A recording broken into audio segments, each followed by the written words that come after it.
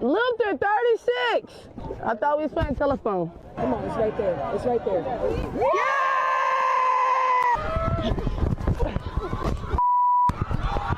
She juked the out of me. Oh! Cup it up! Yes! Number 40. On them, right? Because they doing all the extra stuff. Yeah, we need that. We need that. That was a flag.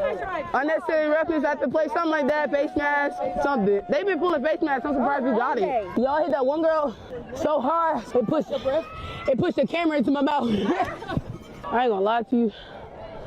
The killer kicking us. The kicker killing us. Y'all scaring me.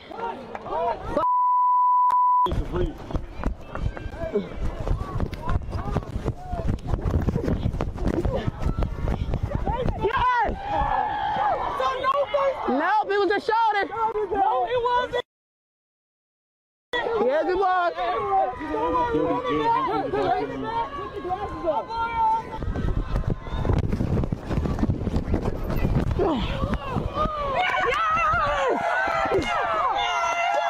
I love my offense, but they're killing us with these deep balls. Put the clock back to 1:30. Come on, Luther. Who's Luther? Luther's the guy running the clocks. He's asleep. Oh, but they can't say they smashed us. I didn't hear that. Yeah. Well, not the end that we wanted, but they felt it. That's a wrap for this mic'd up. They felt it. Come on, I got a mouthpiece in. I tried.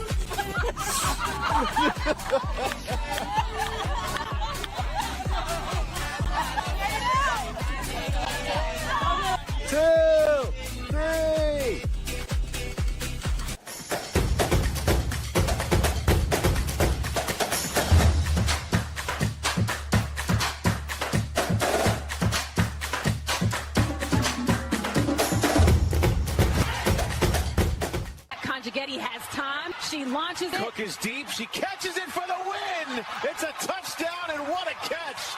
The Divas win the championship. Huh? What is she doing? Is that cake?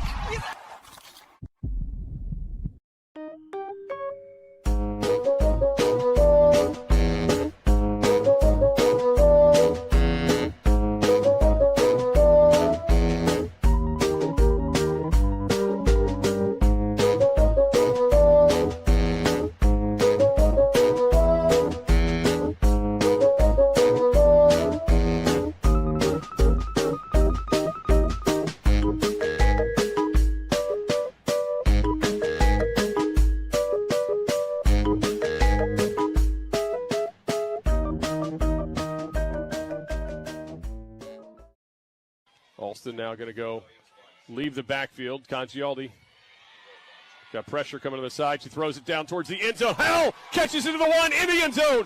Navi Howell from Amanda Congialdi. Divas have struck. Touchdown. Bingo.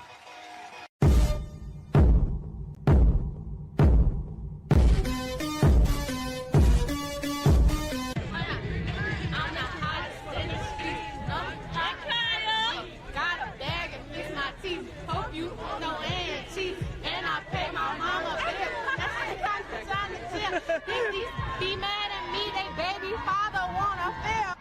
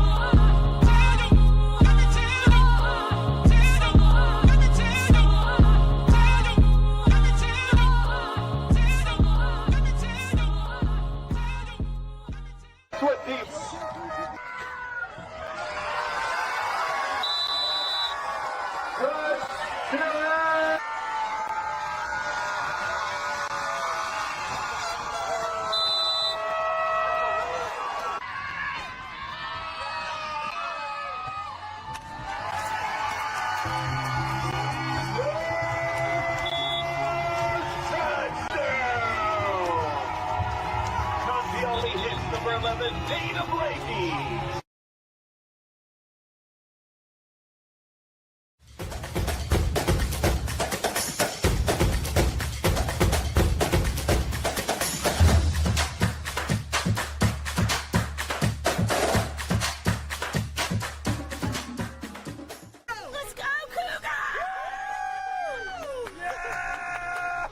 I'm Lauren Carter. I'm number 22. I'm a linebacker and the kicker, and this is my mic'd up.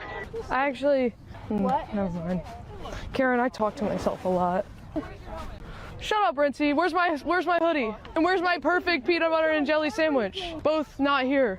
Rincey stole Sarah's Packers jersey. Rincey's a thief. Just kick it deep. I'll try. A couple kicks. I don't have my proper socks on. My shoes aren't tied correctly. See? Good catch, Thanks. They won't put me receiver though. I don't know why. Because I try to catch everything one-handed, like a ass. Oh! See, if it was 5 yards, we would. If we I know. completely changed the rules of football, that would have been great. Yeah. I'm not good on punt return. I mean, last time I tackled somebody, I didn't even have a ball. I couldn't even watch it. I can never watch our games because I'm so embarrassed. Wow. Actually, I'm going. Oh, okay. That's all I get? I only got 2 nails done. Like a really fat carrot. This is super awkward, Karen. Oh, Rincey. I was trying to post a TikTok, and then I got interrupted. What should I caption it? Game Day Cougars, hashtag WFA. I'm not gonna get this posted right now. I have a stalker, Kit. Will you take care of it? No, you don't. Yeah, huh? Behind you. We want to remind all fans that for Cougars I'll take her out. players, I just get nervous. All the people up there staring, I just don't like it.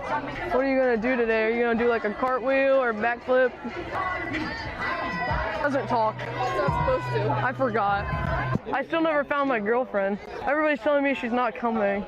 How are we supposed to see that loose smile with that in the left? I know, right? Blame media.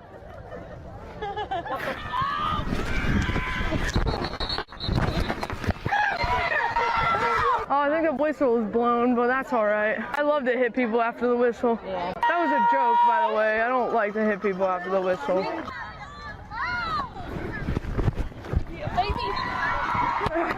Let's go!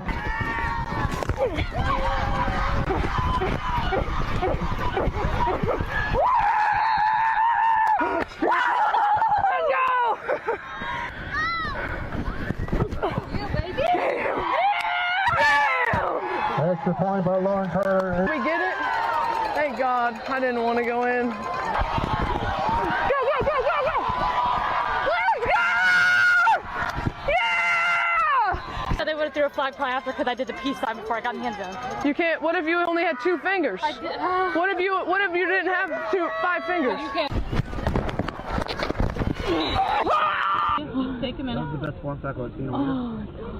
I got the wind knocked out of me. Her knee went right into my rib cage. Run! Run!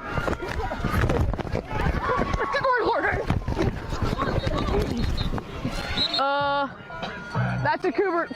Cougar? That's a Cougar dub right there. Yeah. I don't know.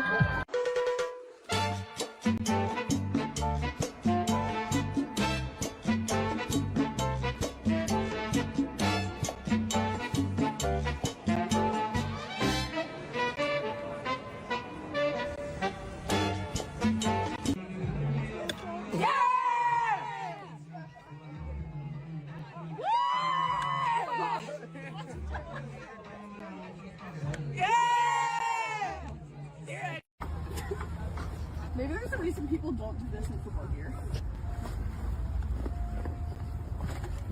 Bro, we're gonna have to go pads off. I think I'm tightening this. I didn't know what you were doing. I do. Are you having a hard time? Yeah, I am actually. I don't know right and left.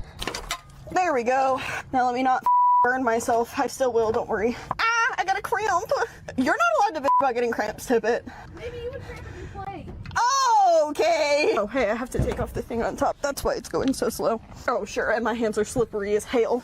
Or I'm going the wrong way again. Who has man hands? There is no oil in this car. I'm really losing faith in your ability to do this. Bro, I'm not the problem. It's slippery is the problem. I'm not that dumb, Tippet. I lost my nut. Does anybody have like a rubber band? Oh, dude, I can't twist it. all right, scoot. See, it's slippery, isn't it? It's not as slippery, it's just Did you get it to move? Yeah. God damn it, Mason. her back grip straight right there. God damn it, Mason. Which way you going? You going the wrong way. Dude, I can't. All right. She said this thing takes 5 quarts. Look at that. That's not up to the 1 quart line. Notice how there's oil in the car now? Aren't you an engineer? Yeah. What kind? You just gotta cycle your engine so it gets in the filter. I don't know where that accent came from. I'm from Boone County. She's gonna burn all of this on the way home.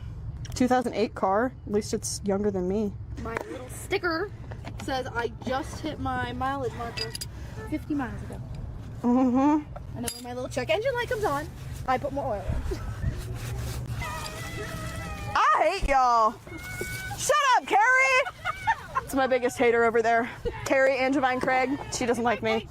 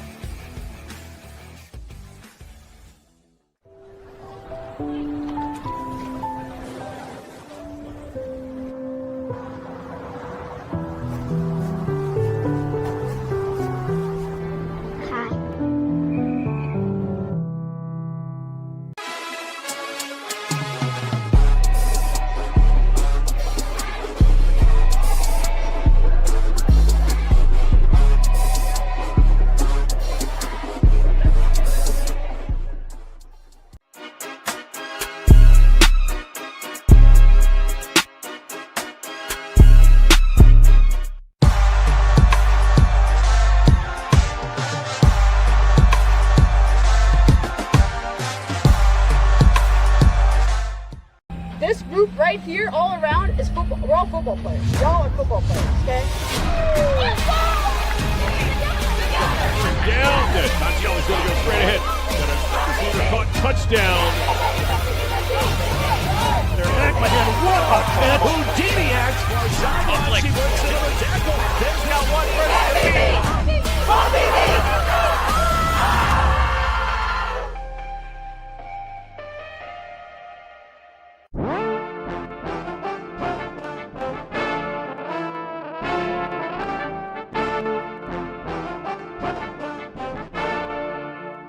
Yo, Jay, what you say?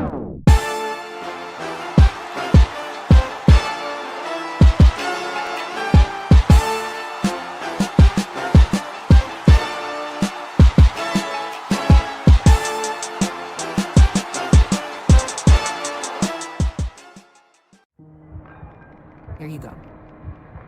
Good work. Look at this progress. You're doing great. You'll be back to yourself in no time.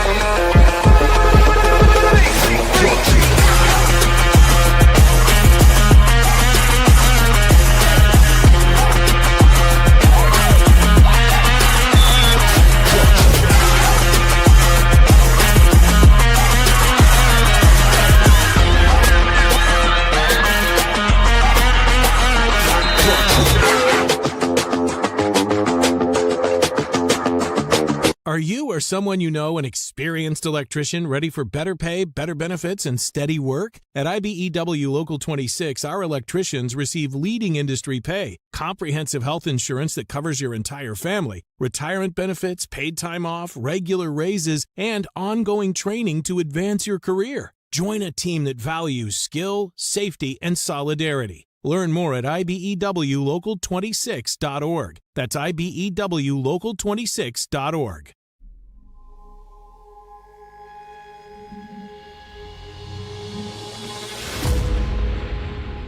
Rolls to her left, has time, throws on the run to the end zone. It's caught for a touchdown! Pittsburgh TD! The athletes, they're the backbone of this whole league, and they're just amazing people. They've got amazing stories.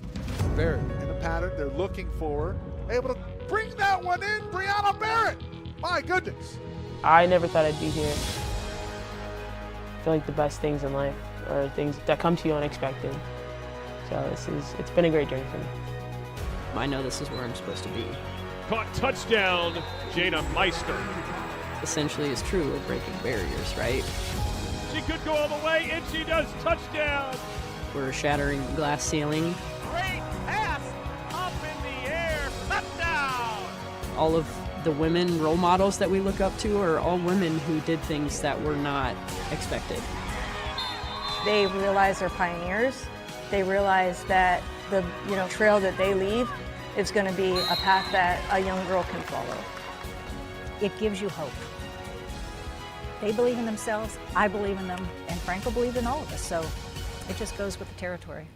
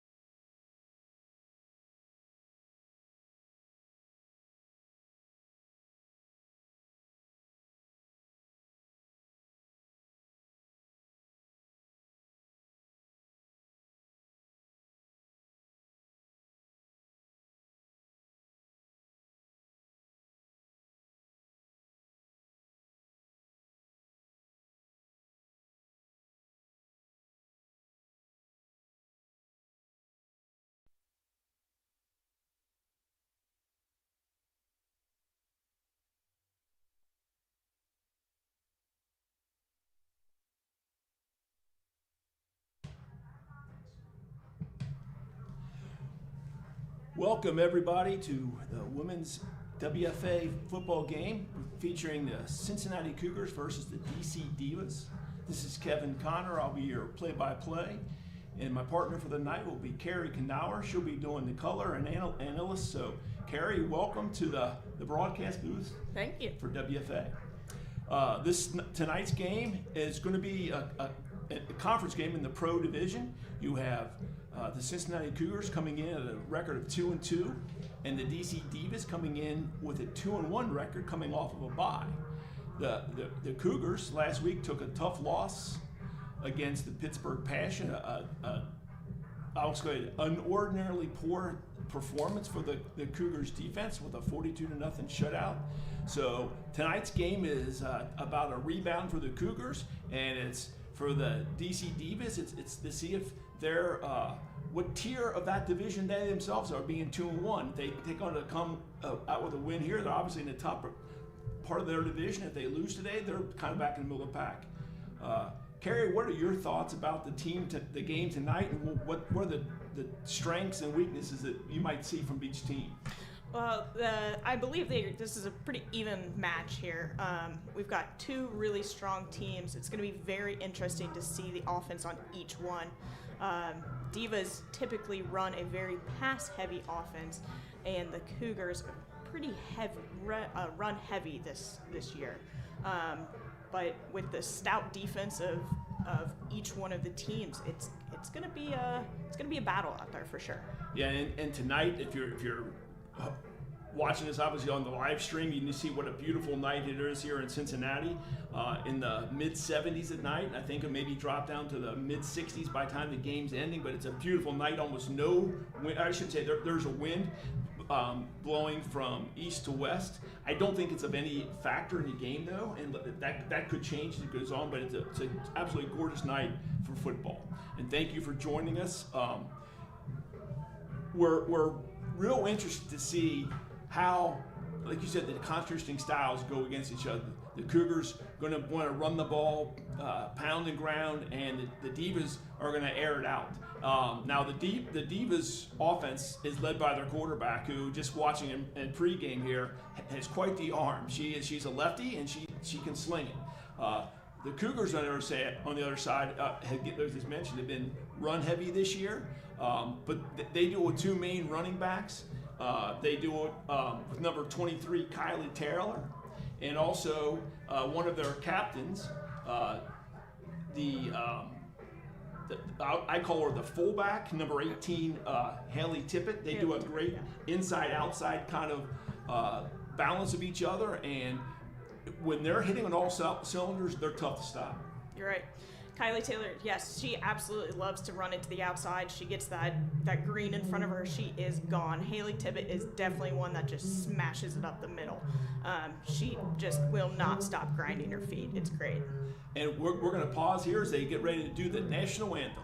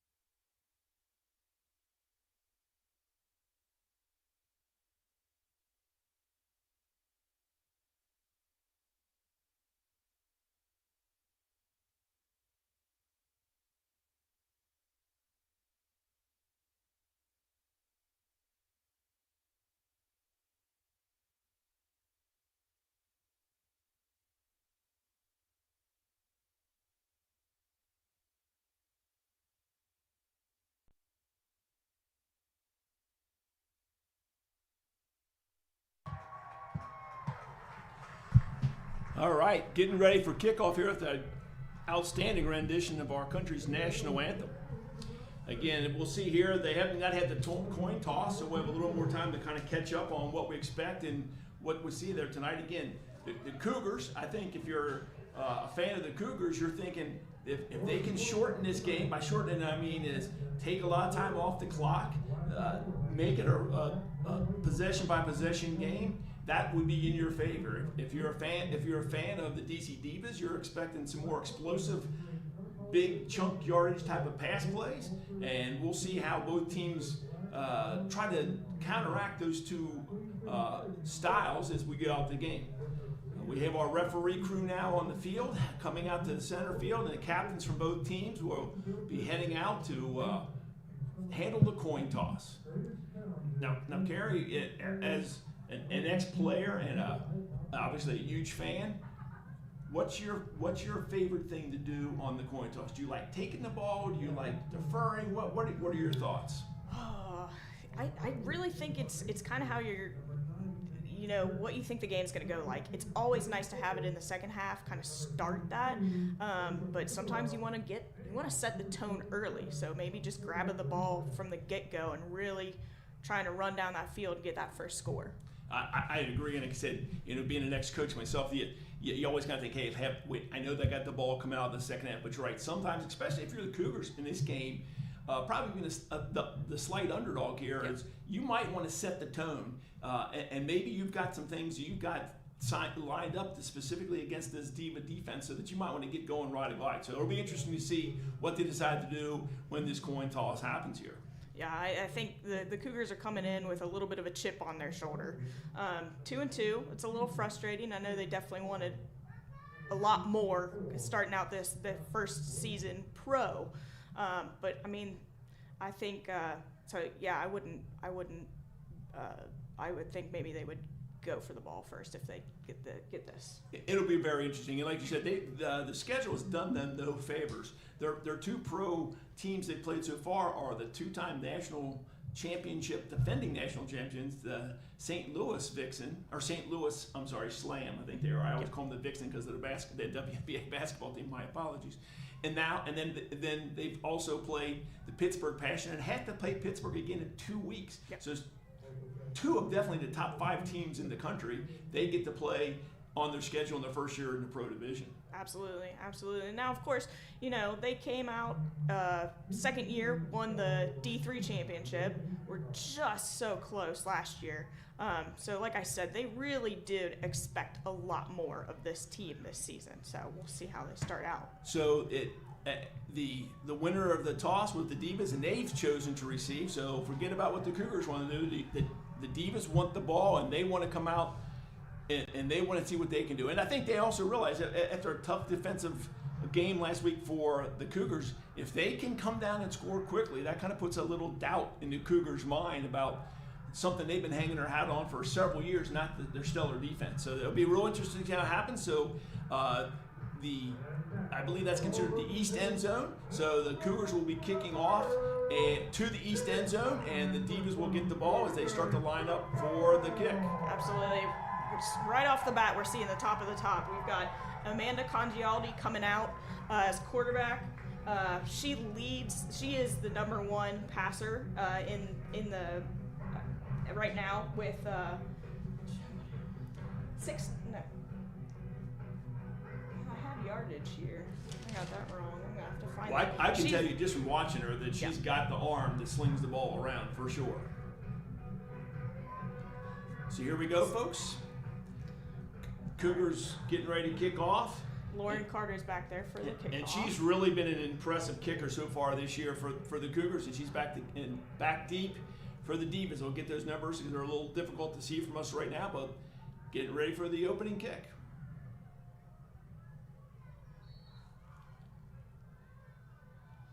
Lauren takes the signal. Kicks it deep and we're underway. That's going to be the ball takes a fortuitous bounce for the Cougars. It's just going across field.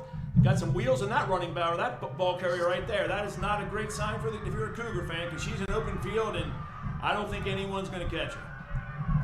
So the opening kickoff does not go the way of the hometown Cincinnati Cougars as they take it to the house, even though the ball was mishandled on the opening kick.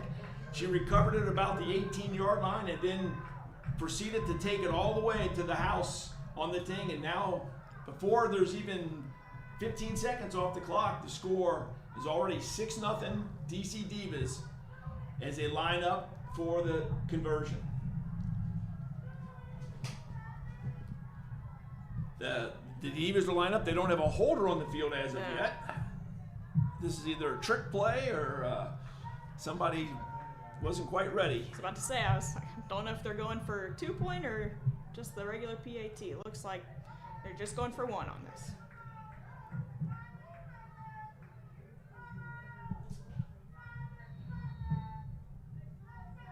Snap is back, placed down, kick is up, and it's good. So with 14:38 to go in the first quarter, the score is DC Divas 7, the Cincinnati Cougars nothing as they get ready to receive the kickoff. That is not, if you're a Cougar fan, that is not the way you wanted that to go. When the kick was there, I really thought it was going to end up being good because they misplayed the kick and it got back there. And sometimes that helps the return team, is it throws off the coverage. You end up with gaps in the coverage team. So that might have been the advantage that they needed to make that happen. But I can tell the young lady who took that ball, and I believe it was was it Whitney Sims, I believe? Or I'm sorry, was it Kuchera Johnson? Was it 25? I believe it was 25. Yeah, that's Kuchera, and she when she got in open field, there was no doubt who was winning that foot race to the end zone. She can really pick them up and put them down. Make the Cougars here get ready for their kickoff return and look and do the same thing. If they can get that ball to one of their speedy return folks, then they as well can have a chance to break this up for a big one. And we have Shay Franklin's back there, along with, I don't think I see Kylie Taylor. That looks like Rachel Petula out there. That's what I thought. It looked like Rachel Petula as well. So they're both deep and ready.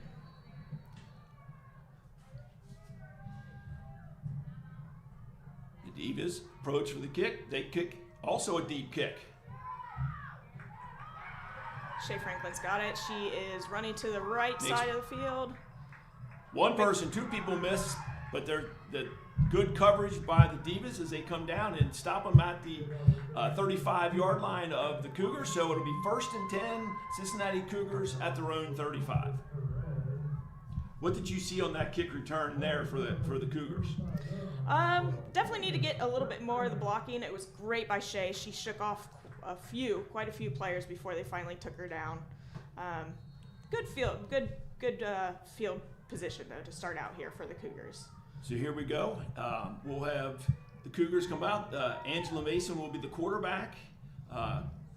We definitely yes, Kylie Taylor at running back, along with, I believe that's 18. That is Haley Tippett. Haley Tippett.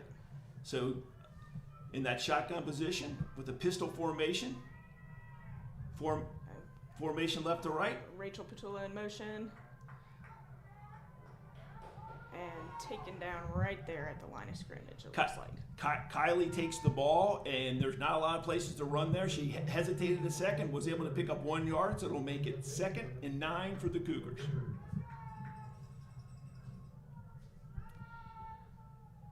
So again, similar to last week, it appears that the Divas are going to play very tight to the line of scrimmage and try to force the Cougars to throw the ball, similar to what the Passion did last week. Same formation as the first play. Shay Franklin in motion. We've got Kylie coming over to the left, ran right into her blocker there. So Kylie on the counter, or was that Kylie with the ball? That was Kylie, to the left? Yes, to the left. And yes. She's going to pick up maybe a yard, maybe 2. It's going to make it a 3rd, and we'll call it 3rd and 8 for the Cougars at their own. And we got somebody down. Yeah, that's Kylie Taylor. She took a knee. We got Janine Church coming in. She's going to take that spot for right now while they check out Kylie Taylor. So 3rd and 8 for the Cougars at their own 37-yard line. Again, similar formation that that pistol formation with an offset back to the right, 2 wideouts. Janine Church is right behind Angela Mason. Go in motion again. Look at her there. She runs and doesn't get very far. She picked up another yard or 2. They were trying to set up a play out here to the left flats, and it was covered well by the DC defense. No place to go, so Angela pulled it down and ran. So it'll now make it 4th and 6. And punt formation are the Cougars with Lauren back to punt.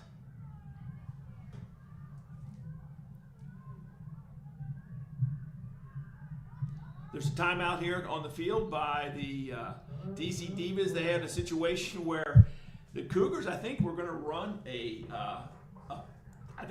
fake punt. They had no one covering their outside receiver, and they had made a call from the sideline and were about to throw a pass. But the Divas, to their credit, recognized that they had no one covering their wideout, so they called a timeout, and I think they're going to try to balance it. So it's going to be, again, 4th and 6 for the Cougars at their own 39-yard line.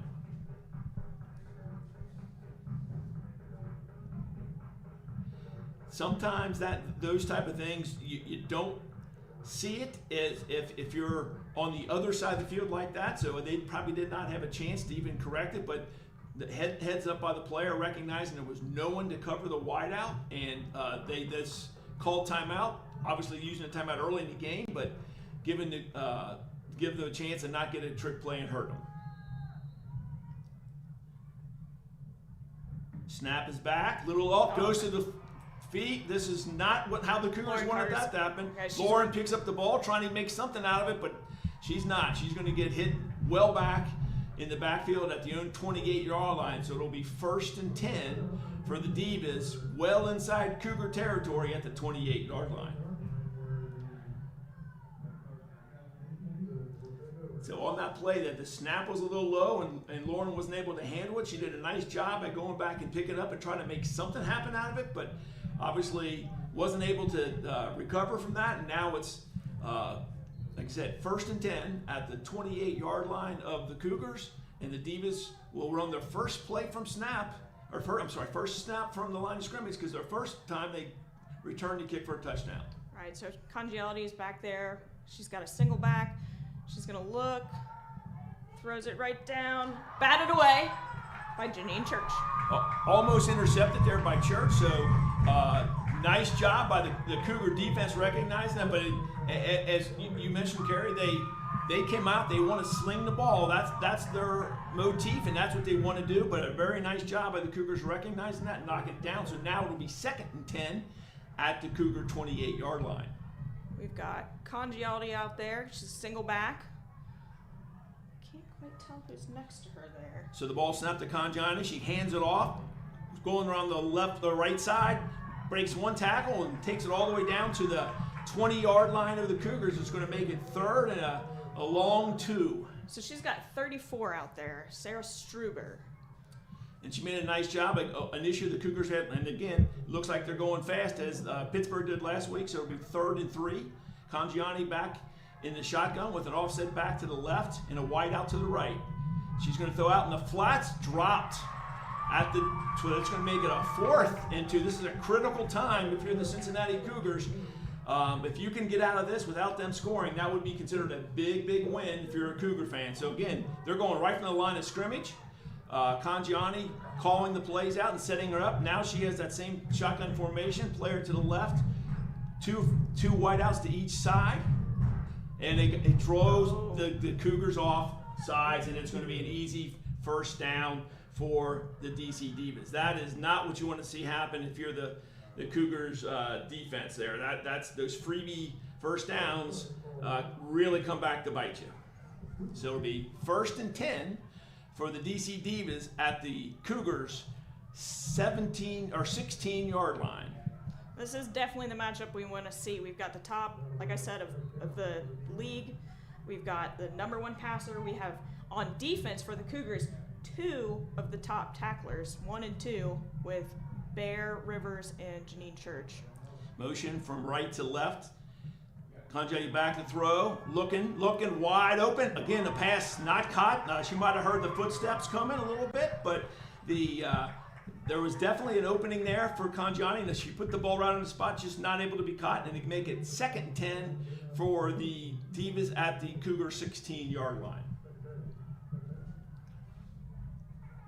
They're huddling up this time. Last couple times they ran from the line of scrimmage, so this time they're getting a little more conversation going, and we're going to go back to that shotgun formation. This time offset to the right. We have trips to the left and a single receiver down to the right. Hand off to the outside. Lots of room to run. Inside the 10-yard line for the Divas, so it'll be 3rd and, again, a long 3. And they're going to spot it exactly at the 10-yard line, so make that 4-yard line, 4 to go for the Divas as they line up again in a hurry. Same formation as before.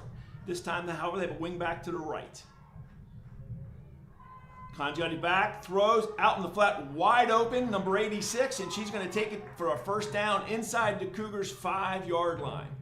They ran that little route where they took the tight end and they cleared out the route, and the tight end just slid out. So now it's going to be first and goal for the Divas at the 4-yard line. Maybe the 3. Conjani back again in shotgun, offset to the right. Handoff right up the middle, and she's going to fight down, and she's held up there right about the 1-yard line, so it'll make it 2nd and goal for the Divas. This is where they need a stronghold. This front 4 or 3, depending on what the Cougars are running, they're very young. They are learning their discipline, but they are very strong. It's a lot of young talent on this front 4 or 3. Yeah, and that's a very good point, because that's what you see when you'll see teams that take advantage of that now with different offsets and those type of things. So it's going to be 2nd and goal. Again, this time you have 2 backs, 1 to each side of the quarterback. She's lined up at the 5, snap back, hands off to number 34 again, and she's going to make it into the end zone standing up. That is number 24, Whitney Sims. Is that 24? I apologize. 24. That's 24, not 34. So, score now 13-0 with 9:56 to go in the first quarter. And this time they're out there ready to make that snap they're lining up for the 1-point conversion. With the ball will be spotted, and the kicker and the holder at the 10-yard line.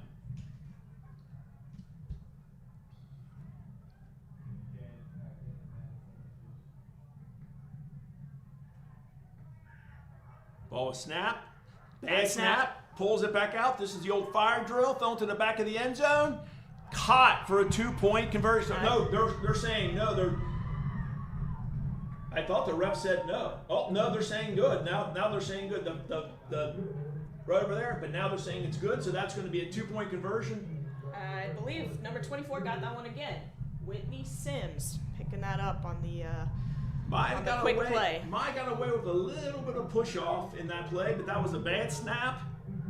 And then Coach Travis Connor is pretty upset with the official, because as we saw, the side judge there on the goal line waved it off as no good, making me think that perhaps she juggled the ball and didn't have control. But I was overridden by the white hat, and now it's 15-0, and the Divas are about to kick off again for the Cougars for the 2nd time.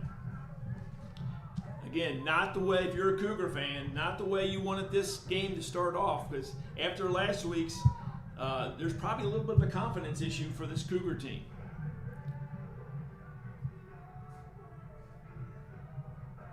Yeah, we definitely need to rally around the captains on this one. Make sure we keep our morale up on the sideline. The kick is deep. It's going to be caught on the fly. That is Kylie Taylor. She's at the 35, now at the 40, breaks a tackle at the 45, out across the 47-yard line. A really nice return, putting the Cougars in great field position at their own 47-yard line. Well, it will be 1st and 10 for the Cougars at their own 47 with 9:47 left to go in the first quarter. The current score 15-0 for the DC Divas. Carrie, what do you think the Cougars will look to do here to try to get that offense underway as they struggled in the first possession so far? I really still think they're going to stand by their run. Again, they have some newbies up on their offensive line, but it is overall a very strong five front that they're running with. The center is very seasoned. Sarah Thornton, Michaela Breland, known as Pinky, she's very strong, and we've got some new additions on that O-line that if they just hit their blocks, they will.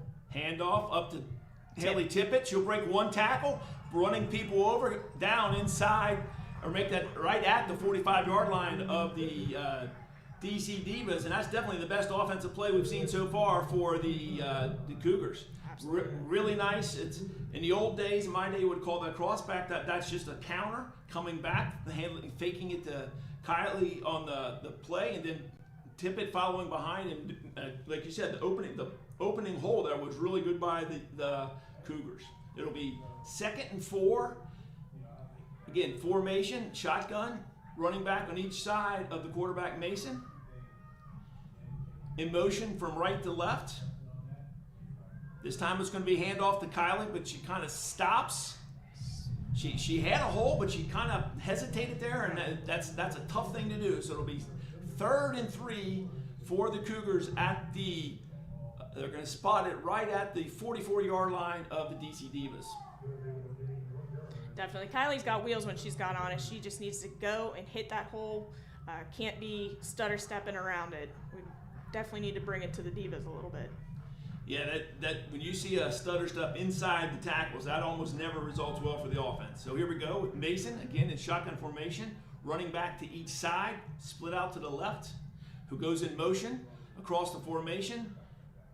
Hand off to Haley Tippett, breaks it up inside, but there's not much place to go, and even though she's fighting it, she's not going to pick up anything. It's going to make it 4th and 3 for the Cougars at the 44-yard line of the DC Divas. So this is a huge play.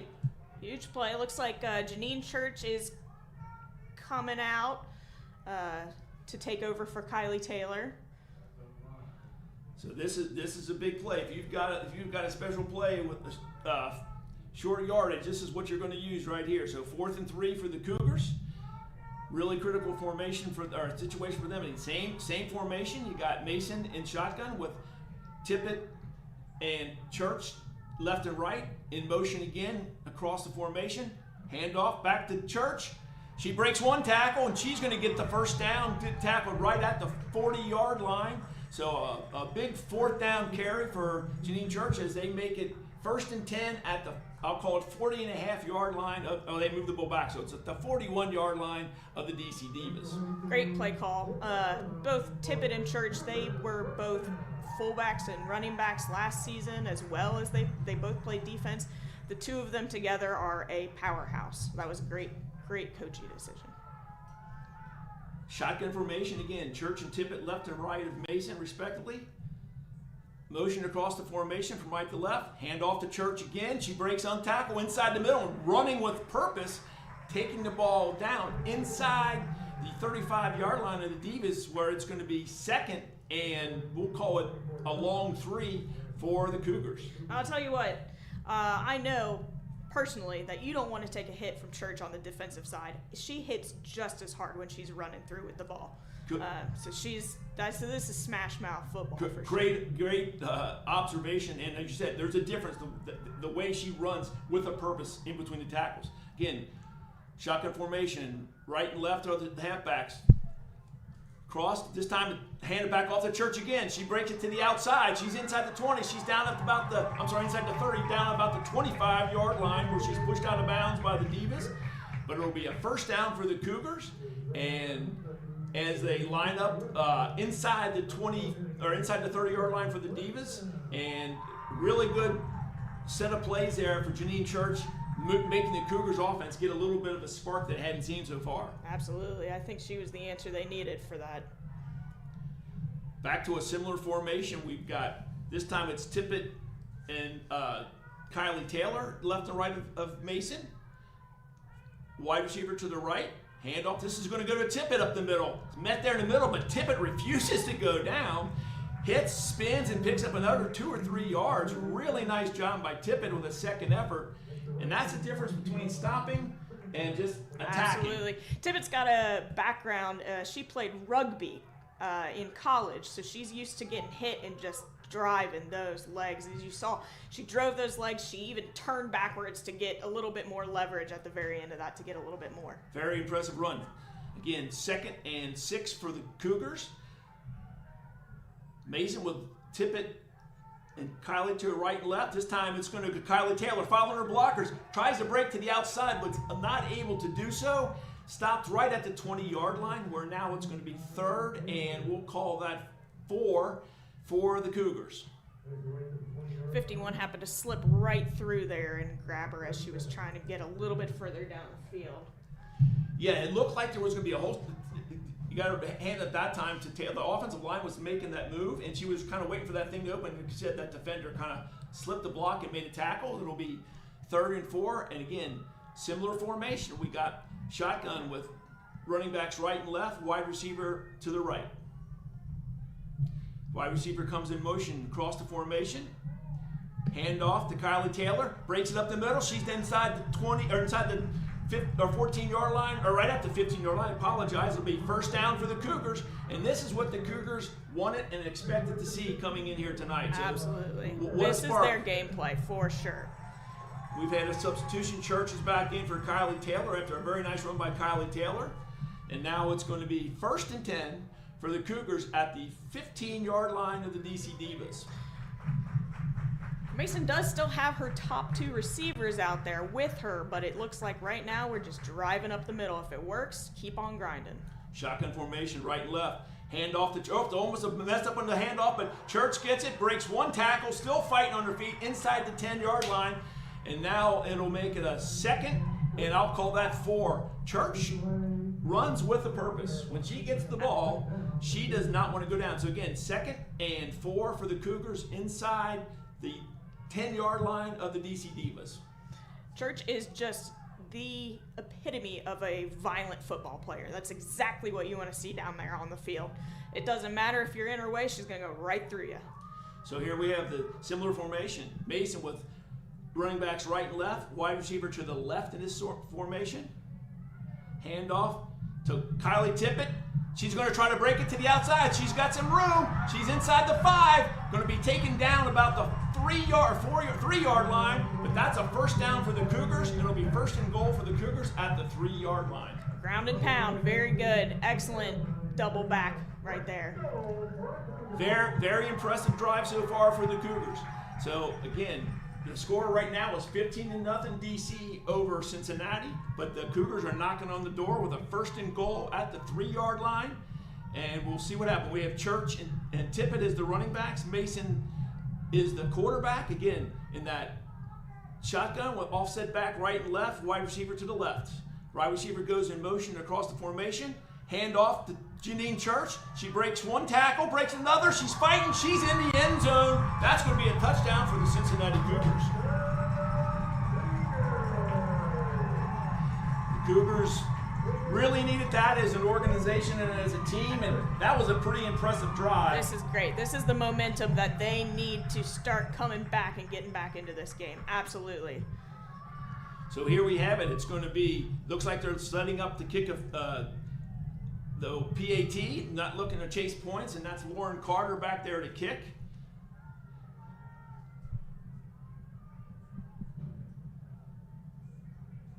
There's snap down, kick is up, kick is good.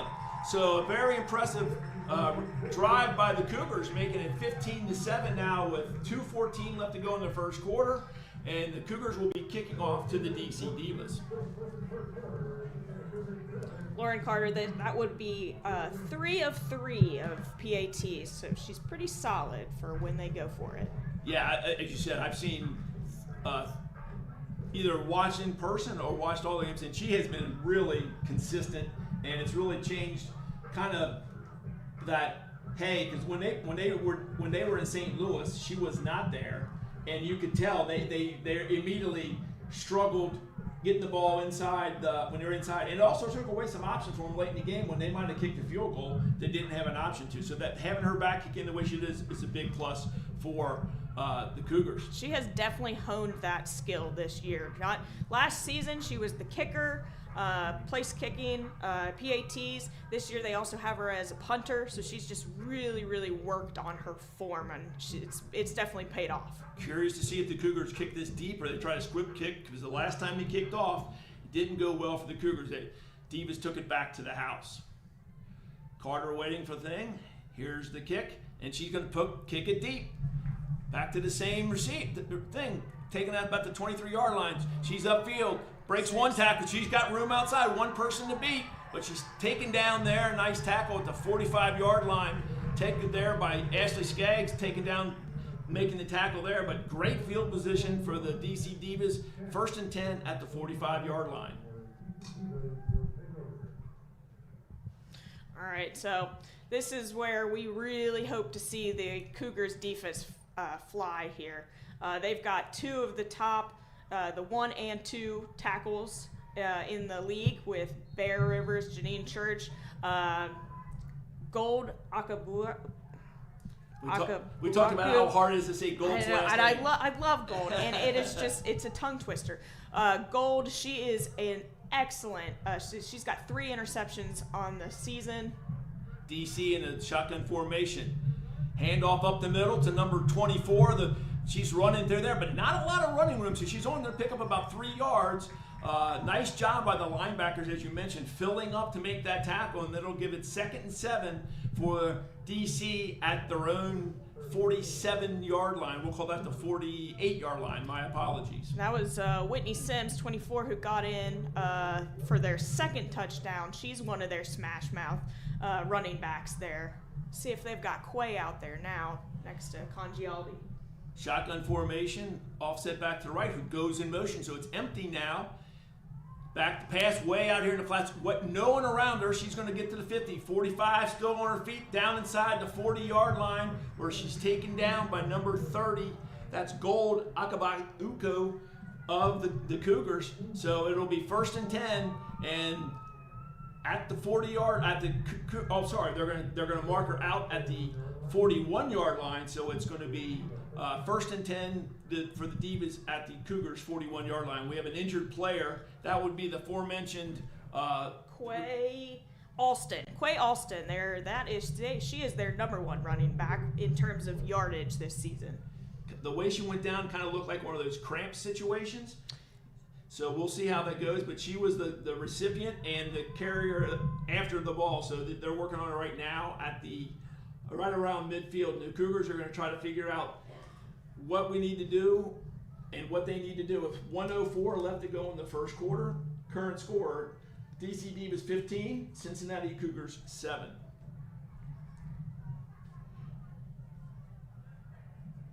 Usually you don't, if this is, and maybe it's not a cramp, but usually you see cramps, they usually don't happen this early in the game. You usually see those happen late in the first quarter or into the second quarter, after you've been running around for a while. This is pretty early for... Right, it is very early. I also know Ashley Skaggs, who took her down, she's great at tackling. She did get pretty low. I'm wondering if maybe she stayed on the ankle as Quay was still trying to go. Very, very, very possible, because when she went out there, let's see how she goes. Yeah, that doesn't necessarily look like a cramp. That looks like it might be something more than just a cramp, but she is walking off on her own power. So it'll be 1st and 10 for the Divas at the Cougars' 41-yard line. And what a great medical staff that the Cougars have access here. It's really impressive to see the support they get from UC Health, and it's incredible. And they're here on the field, and we're out there to check on it as well as the DC's medical staff as well. Absolutely, a very robust medical team picked up. We've got the UC partner with UC Health.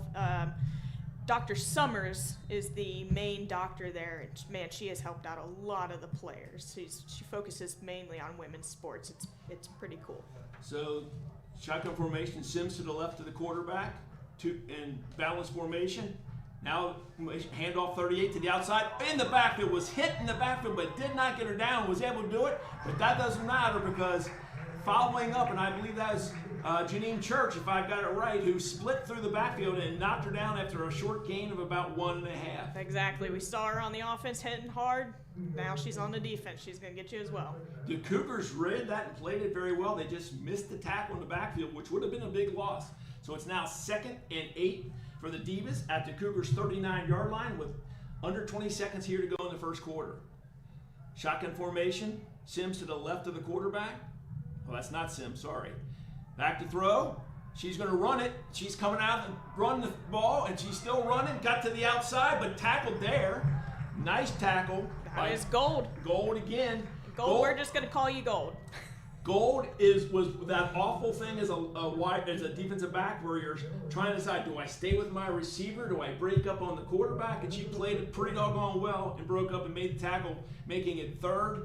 And we'll call it a long 3 for the Divas, but it's the end of the first quarter with the score of 15 DC, 7 for Cincinnati as we flip the field now.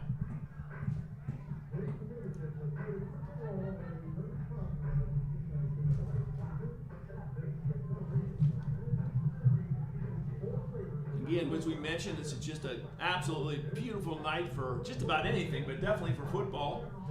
As we go into the second quarter here, it's a little warm if you're in all those pads, but I'd say 9 out of 10 players would prefer this versus, say, 28 degrees. This is ideal football weather, I tell you what. I like that the WFA, this is the season that they get. You get a nice spring out of it, maybe a couple of cool games. Now, it is tough in the end. It's almost like the NFL, they get to end in the cold. In WFA, they end up in the blazing heat of summer, especially when you go into the playoffs. The seasons will end in mid-July. And that is tough to do. We still screw it up, even though we have the phonetic spelling. We're still struggling with Gold Akabayuku's last name, but we're doing our best to try to get that pronounced. So again, here we go, getting ready to start. It's 3rd and a long 3 for the Divas at the Cougar 35-yard line. Shotgun formation, offset to the left. Player in motion, number 26, crosses the formation, and it looks like the Cougars are going to jump off again. There's a fumble on the field, but I think they're going to blow this one dead. I think the Cougars were in the neutral zone, and I think a whistle came down. That is something that is, as a former player, that is something that the line struggles with. Discipline right there on the line. You have to watch the ball. You cannot go off of just the count. It is a very frustrating thing for everyone, players, coaches, all, when you have a situation. So that'll be the second time they made a big play, because it's now 1st down at the 30 for the DC Divas as they get ready to line back up. Shotgun formation again, offset running back to the left. 2 receivers right, 2 receivers left. Waiting for the officials to blow the ball in. They still 15 minutes solid because there's no play there in that second quarter. So shotgun back. Quarterback drives to throw. Across the middle, wide open. Number 1 tackled there right after she caught the ball, but finding a seam in that Cougar defense, so they'll have a 1st and 10 inside the Cougars' 17-yard line. Long play, long catch. That was number 1, Haley Von Voorhees. Shotgun formation, back throw again. She throws wide open again. Hit, but she dropped the ball. She never took possession. Nice job on the hit by there. And that was our friend Gold Akabayuku, who made a nice hit and then knocked it down, and the ball came out. So it'll be 2nd and 10 for the Divas at the 17-yard line. You were right when you pronounced. They want to throw the ball. They've only thrown. I bet it's about a 3-to-1 ratio. I don't have the official stats, but that would be my guess. Just sitting here watching. So again, shotgun formation, offset, running back to the left, 2 receivers right, 2 receivers left. Back to throw again. Looking, throwing deep to the end zone. Touchdown for this DC. She snuck in right behind Gold there on the coverage. So I'm not sure what coverage the DC was in. If that was cover 2, then it's, you're trying to get it in between the cornerback and the safety, but either way, it's a score, making it currently 21-7 as they line up for the field goal. It looks like they're, for the PAT, and it looks like they're going to kick it again. That was Congialdi to her number 1 wide receiver this season, Navia Howell.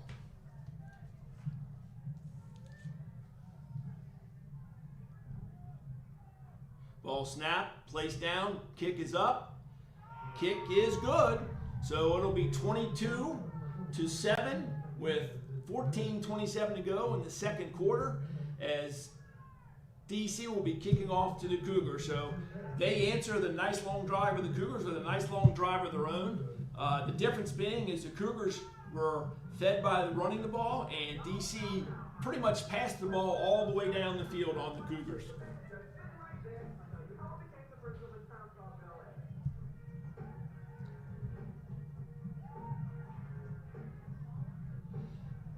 So the Cougars will send back Kylie Taylor and Shay Franklin sitting about the 20-yard line as the DC puts the ball on the tee, getting ready to kick off.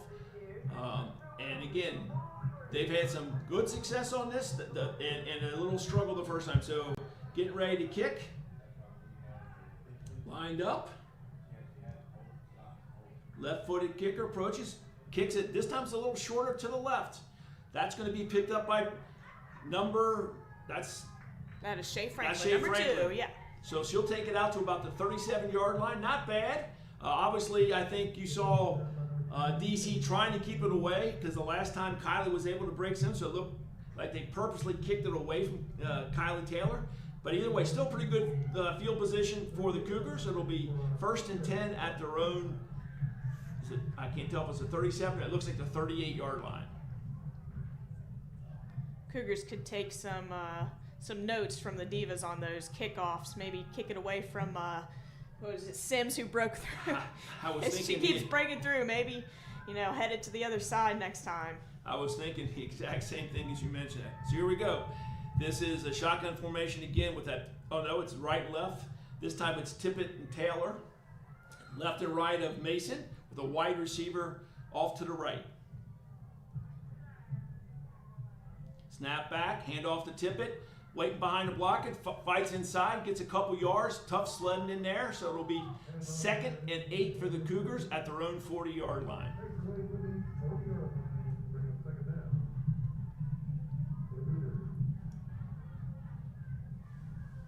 Play called in, Cougars huddling up, looks like the same personnel.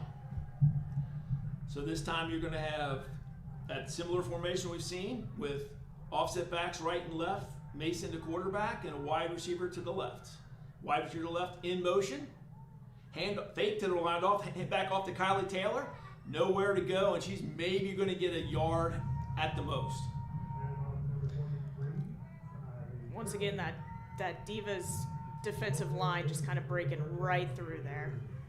So it's going to be 3rd and 6. Or 3rd and 7, I guess we'll call that 3rd and 7 for the Cougars at their own 41-yard line. And again, as we talked, the Cougars want to run the ball, but they're getting to the point where they're going to be forced into throwing it at some point the way that Divas are lining up against them. So same formation, shotgun, offset right, offset left, wide receiver to the right. In motion across the formation. That's Shay Franklin. Back to throw is Mason. Throws, wide open, nice. They say no catch. You're going to wave it off. Looked like a nice catch here, but they were down there close enough, so the back judge says no good. It's going to make it 4th. Oh, we've got a roughing the passer call, however, on the Divas, which will give the Cougars a first down. It'll be 1st and 10. Just as we asked for more passing from the Cougars, they gave it to us. That personnel that they keep going out with has the top 2 receivers for the Cougars this year. So honestly, they can run it, they can pass it. They've got interchangeable personnel there. Either way. So it's going to be 1st.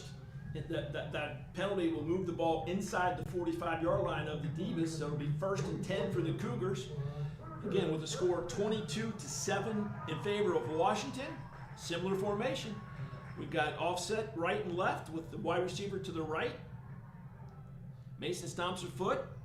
Franklin in motion across the formation. Hand off to Kylie Taylor. She's hit right there, fighting hard this time, doing a little bit of her own Leon Church kind of an impression, and she fights for extra yards and makes it.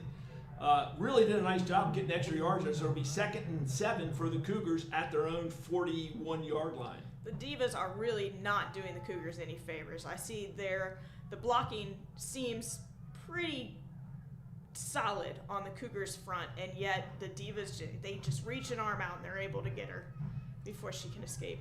Their linebackers really done a nice job filling holes, I would agree. So same formation as the Cougars line up. Offset right and left, receiver to the right. Mason hands it all. This time it's going to be the Tippett.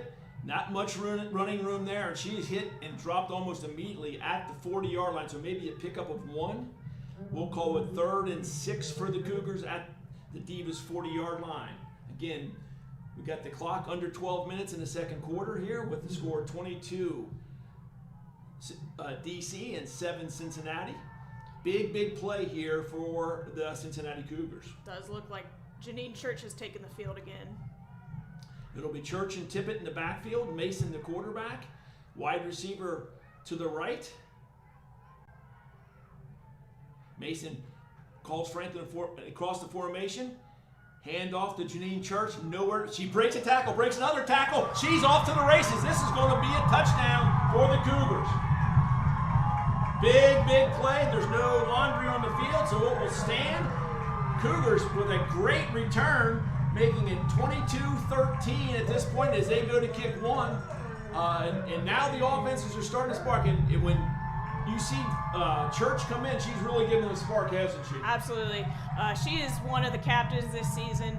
She was a captain last season. Not only is she a powerful voice on the sidelines, but she puts it into action as well. So keeping that momentum going, let's get these Cougars rolling. Cougars lining up.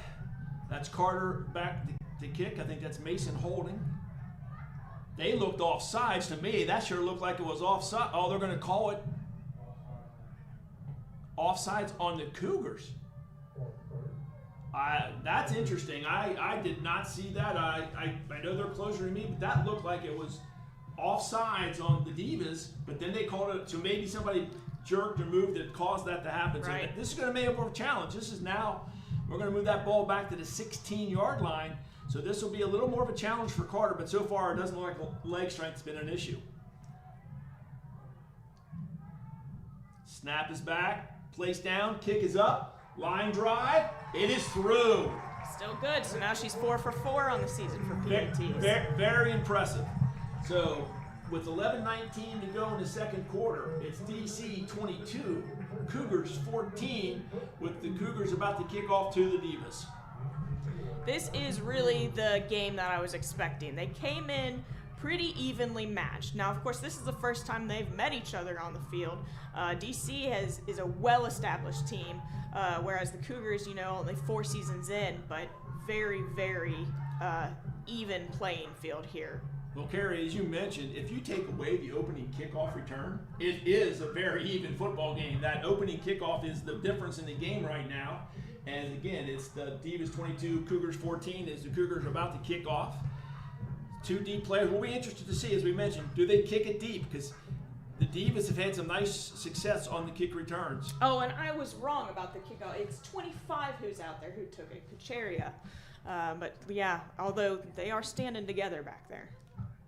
Kick deep, high. The ball's going to go out to about the 28-yard line, and she's got it running up the field again. She's got room to run again. Going to be a big thing. If they don't make it, she's gone.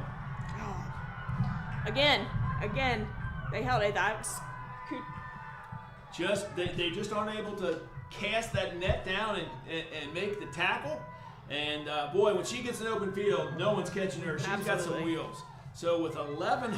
Man, I tell you what, 07 to go. There's a reason why they picked her as their returner, and she flies down the field. It's 28 DC, 14 for Cincinnati, and 2 of those scores have been special team scores for the Divas as they line up for the PAT. They are not letting the Cougars take a breath, and I mean that I think was the game plan. It looks like they hurry up as well.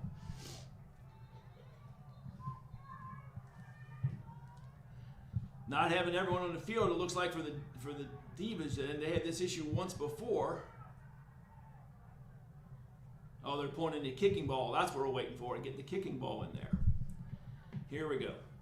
So it's going to be the holders there at the 10-yard line, lining up. She's made two, but she also missed one, but they were able to convert on a 2-1 conversion on the bad snap. Snap is back, holds down, kick is up. Kick is good. So it will be 29 for the Divas, 14 for the Cougars with 11:07 left to go in the second quarter. Give credit where credit is due. 49 is their kicker. She's been pretty solid as well. Number 49, Christina Fernandez.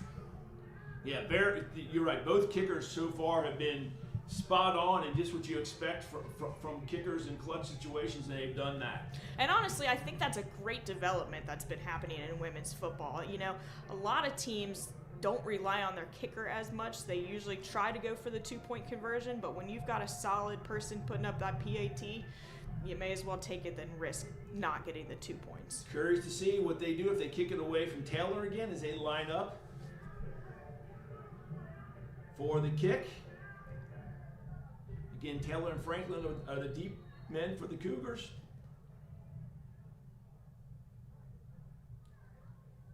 The kick is away. It's going to be more of a squib kick towards the sideline.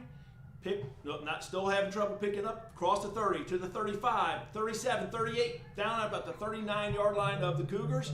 It'll be 1st and 10 there for the Cougars at their own 39-yard line, trailing 29-14 to the Divas. The Divas are definitely making a decision kicking it to Shea every single time. Obviously kicking it away from Kylie. Shea does take a fair amount of punt returns, or punt and kick returns. So she's not a stranger to kick returns. So the Cougars trying to get some of that same magic they had in their last 2 drives offensively, lining up with that shotgun formation, tip it to the left, Taylor to the right, wide receiver to the left. Snap, hand off to Tippett, up the middle, breaks 1 tackle. She's going to pick up about 4 yards in a nice first down play for the Cougars. She, again, gets that lean forward, so even after she hits, she's getting there. So, again, 2nd and 7 for the Cougars at their own 42-yard line. Definitely got a good rotation in backs here. Tippett, who's able to force it through, Kylie Taylor, who can run to the outside and make a quick escape. It's a good combo back there. So here we go. In the formation, left and right of the running backs. Mason calls her wide receiver across the formation. Fakes the handoff, finds it off to Taylor. She breaks 1 tackle. She's in open field. Can she take it to the house? This is going to be a foot race. And this time she's going to be caught from behind and tackled right inside the 9-yard line. If she had not worn a t-shirt, I don't think she gets tackled, because they pulled her down by her t-shirt as she got inside the 10-yard line. Big play, though, for the Cougars. And the only person who could catch her is Kucheria Johnson. Who we've seen. Those two, I'd be interested to see them in a foot race, because that was they both have some wheels and put it in second gear. So 1st and goal for the Cougars at the 9-yard line. Similar formation. Taylor to the right, Tippett to the left. Mason at QB. She looks like she's changing the play at the line of scrimmage. Back to throw. Wide open. Does she catch it? Touchdown, Cougars. That is Autumn Parks. What an incredible change of play there for Mason at the line of scrimmage. It was wide open. The only question is, she was so wide open, would she catch the ball? Because some of those are the worst. Now the Cougars lining up for the PAT score 29-20 as we talk. This is going to be a defensive struggle. Maybe not. So 29-20, Cougars line up to try to get it within 1 score. Lauren Carter back. Mason in the holder position at the 10-yard line. Snap is back. Hold is down. They're going to be offsides. That's what I saw last time, but they called it a legal procedure. Yeah, the refs must have saw something that we didn't see, some sort of flinch or something. But not this time. No. Oh, they're going to take that now, and they're going to go for the 2 because now the ball is half the distance to the goal, and makes it a much better running situation. Mason coming to get the PAT call. This will be a 2-point conversion. This is what you need to have this. Mason getting the signal from the offensive coordinator. This is a young team, but this is reminiscent of early Cougars that are going for the 2-point conversion. Here we go, similar formation. No, this time we got the pistol with Taylor behind it and tip it to the right. Snap back, pitched outside. Taylor, it's going to be a foot race. Can she get up? Nice cut. Touchdown, 2-point conversion for the Cougars. That's going to make it a 7-point game with the Divas 29, the Cougars 22. And really entertaining football game so far. Now the big question is, if you're the Cincinnati Cougars, what do you do about your kickoffs? Right. If you can prevent the Divas from taking those to the house, you change the complexion of this game very quickly. Absolutely. Man, I tell you what, these teams, it's punch for punch right down the field.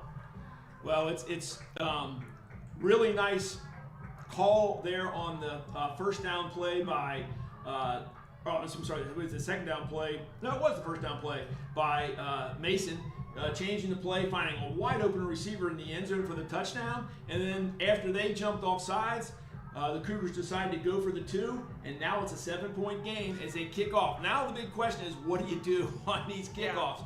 I'm guessing you don't want to kick it deep to the young lady who's, I think, already taken 2 to the house. There seems to me like there's a big opening to the left, right around the 40-yard line. I would pooch kick it there and make them land on that football if I was the one making it. But here we go. Referees called the ball on play. Lauren Carter back to kick. Approaches. And she's going to pooch it to the right instead of the left. Get on that ball. Oh, they're going to call offsides, I think. That's the only thing I can think that would stop the play. Oh, that hurts because they had executed that very well. Perfect. Once again, just credit to Lauren Carter on focusing on her kicking game. That was an excellent placement right there, but one of the Cougars must have been offside, so they blew the play dead, and it's going to be kickoff again, this time from the 30-yard line. I still don't think you change your philosophy. You might change sides of the field, but I still don't think you kick it deep. Carter back, waiting for the refs to blow the play in, and they're doing that right now. Carter comes. Pooches it the same way. Are they going to get it? Their ball's kicked in. It's going to go out of bounds, and that'll cost them a penalty. Interesting to see what the Divas do. Do they make him kick it again, or do they take the penalty and take the ball at their own 44-yard line? I feel like they're just going to go for it. At this point, this may be the gameplay on kickoffs here for the Cougars. I am a big believer. If I was the Divas, I would make them kick again. Again? You make your players, especially since down the field, they get tired. I love to see it kicked again, especially with the receivers they got. But it'll be 1st and 10 at their own 45-yard line for the Divas with the score 29 Washington, 22 Cincinnati, with 9:13 left to go in the second quarter. Let's see if this this Cougar defense can step up.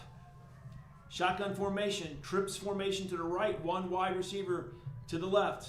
In motion to the right. They're going to have a legal procedure on that one. That's going to go nowhere. That might be a play that the Cougars decline because it'll be 2nd and 10 if they decline it. They had a player in motion who was moving towards the line of scrimmage, I believe, so they're going to call that an illegal shift. And that's going to be a 5-yard penalty, and they're going to see, are they taking it or legal procedure? And if this is a dead ball, they accept it to penalty, so it'll be 1st and 15 at the 40-yard line. That's the thing about those. Sometimes you don't have a choice because if it's a dead ball, they automatically enforce it. You don't have a choice. So it'll be interesting. So that's probably what that was. So it looks like it's going to be a 4-man front for the Cougars now. Again, in formation, the similar formation. This time it's a bunch formation to the top of the formation for the Cougars, up to the right. Quarterback in shotgun, gets the ball, fakes a handoff, throws across the middle, taken down there by Church, but a nice pickup of about 9 yards for the Divas. You talked about earlier, Congiati can flat out wing the ball. It's second and 6 for the Divas at their own 47-yard line. Bunch formation to the right.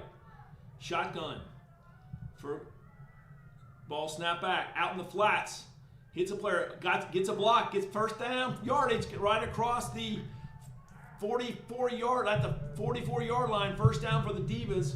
That was textbook blocking by the Divas. They pushed Gold right out, and she was able to just go down and get that first down. They're going to spot it at the 45, so it'll be 1st and 10 at the Cougars 45. Shotgun formation, back to throw, contemplating in, looking deep, got a person open, nice catch. That's going to be first down yardage again. Very nice job staying in bound by number 14 for the Divas. That was Navia Howe, and a nice job getting her feet down and staying there. So it'll be 1st and 10 at the 34-yard line of the Cougars. Shotgun formation, back to throw again. This time she's going to step up in the pocket, throws deep. They're going to wide open receiver. Touchdown, Divas. Obviously a blown coverage by the Cougars because they're at a free runner back in the end zone. We're going to have a hold on the Divas, and that's going to bring that one back. That's some great luck. Definitely blown coverage there, man. She was wide open in the end zone, and Congialdi can sling it down the field. She threw that ball an easy 40-some-odd yards down the field on the dime.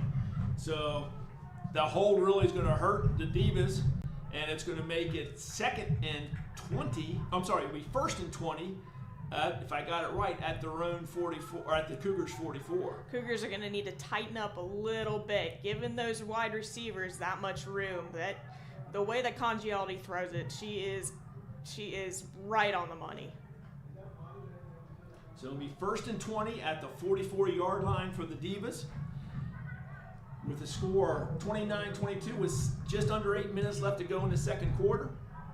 And you're right. If they don't find a way to stop Congiati from sitting back there and slinging around, it's going to be, you're going to have to match every score, and that's tough to do.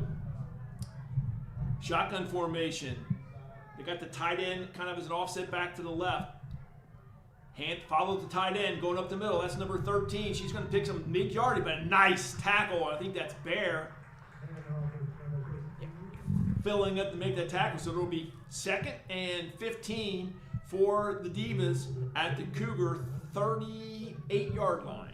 Add another tally to the tackles of Bear Rivers. She's sitting at about 40. Well, she was sitting about 43 combined tackles heading into today's game. Same formation. They got the tight end or H-back off to the left. Shotgun running back to the right of the quarterback. Takes the snap. Fakes the step back to throw. That tight end who was in her block and came out of the backfield and was able to pick up about 4 or 5 yards. Nice the design play. Very well executed. Take the ball, but it's going to be 3rd and 10 for the Divas at the Cougar 34-yard line. Janine Church with another good tackle. She was able to wrangle her right there, right as she caught it. I'm going to call that 3rd and 11. They spotted her. I said not 10. It's going to be 11 yards. Trips to the left. One lone receiver to the right. Back to throw. Out in the flats, wide open. Makes a person miss. Makes another person. She's going to run for the first down. Nope, let's see if they wing it. They're going to say she's short, so it's going to be 4th and 1. It's going to be a short one for the Divas inside the Cougars' 25-yard line. Definitely got a balloon. They are absolutely going for it in this down and distance. Congiati making the change to the formation, trips to the left. One wide receiver to the right. I'm guessing this is a run. And it's going to be Congiati who keeps it, makes a person miss, and is able to get the first down right at the, she'll be tackled right at the 20-yard line.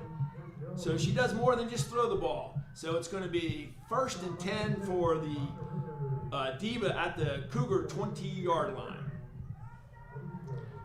Big set of plays right here for the Cougars. We're getting under 6 minutes to go in the second quarter. Shotgun formation, trips to the right. Offset back to the left, one lone receiver down to the left.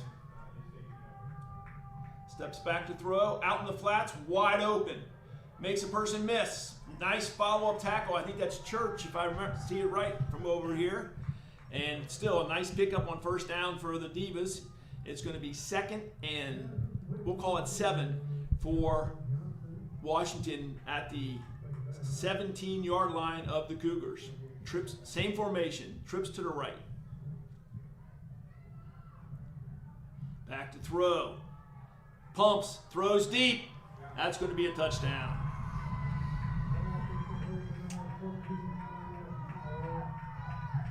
So, nice pump fake, which either bought it, again, not sure if that's cover 3 or cover 2. If it's cover 3, the cornerback got sucked up. If it's cover 2, the safety didn't get over in time, and it's another score. So it's going to be 35-22 with the PAT still to come, with 4:52 left in the second quarter. And man, Congiati, she can throw it anywhere. She was utilizing the flats, and then once she gets down into the red zone, she loves to air it out. Holder set at the 10-yard line. Snap back, hold down, kick is up. This one not as strong, but through either way. So it's going to be 36-22. Washington over the Cincinnati Cougars with 4:52 to go in the second period, with a kickoff from the Divas coming to the Cougars here in just a second. Well, it's one of those things. I think they haven't seen, at least this year, anyone who throws the ball like this. And that takes some adjustment when you see a quarterback who can sling it around like this. That is a very strong arm that Congiati has, and they utilize it. Yeah, you're right. A lot of times in the WFA, you see it a lot of runs, but honestly, the quarterbacks are really honing their skills too. They're getting better and better. I was impressed by Pittsburgh's quarterback last week. She threw the ball very well, but they had a lot of things going well for them. This is kind of what they do, though. If you could stop their passing game, it might change absolutely things going. But right now, they get ready to kick off. The same cast of characters deep for the Cougars. The kick is deep. It's going to be Franklin, I believe, at the 20. Come up the 35-yard line. Across, not quite to the 40-yard line, or right at the 40, should be knocked out of bounds. It'll be 1st and 10 for the Cougars at their own 40-yard line. Really critical for the Cougars to somehow get this into the end zone to get the score to a one-score game. Now that's something I've been doing, football, coaching, playing, announce for a long time. I'm not sure I've ever seen a ref in Crocs before. That's a new one for me. Gotta be comfortable. There you go. So 1st and 10, Cougars at their own 40-yard line. Shotgun form, actually pistol formation. Tip it offset to the right. Not sure what the ref's calling for. They're moving the ball back to the 40-yard line. They had moved it up to the 41. Now they're moving it back to the 40, so it'll be 1st and 10 from the 40. Shotgun formation. 2 receivers right and left. Mason hands it off to Taylor. Not much there. She waits, picking, but not going to work in this defense. That's going to be a hell for no gain. It's tough against this defense to not attack because their linebackers flow so well. She definitely is not able to get to the outside, which she very strongly relies on that in her game. So it'll be 2nd and 10 for the Cougars at their own 40 with 4 minutes and 20 seconds and the clock still going. Again, similar formation. Pistol with Taylor deep. Tip it to the right of the quarterback. Wide receiver left, wide receiver to the right. Cross the formation. Hand off on the counter. That's Taylor. Makes one person miss. Nice run. Gets up. A nice pickup for them. So it's going to be making third and a manageable 4 yards. And I got to believe it's probably 4-down territory for the Cougars with the current score and time situations. They're going to mark her down at the 45 exactly. So it'll make it 3rd and 5. I thought she had gotten past there, but one of the things I've noticed over the last few years is the ball was almost always spotted exactly on a line of scrimmage. So if it's closer to the 45, they'll put it at the 45. Shotgun formation. Formation coming across. Hand off to Taylor again. A little bit to room to run, but not a lot. So we're gonna find out if they go for it because it's 4th and 3 for the Cougars at their own 47-yard line. Bringing in Janine Church. We can only assume that she's gonna punch it right through the middle there. You would think that's the play, but I was actually thinking you might see her on 3rd down, but here it is, 4th and a long 3 at their own 47-yard line.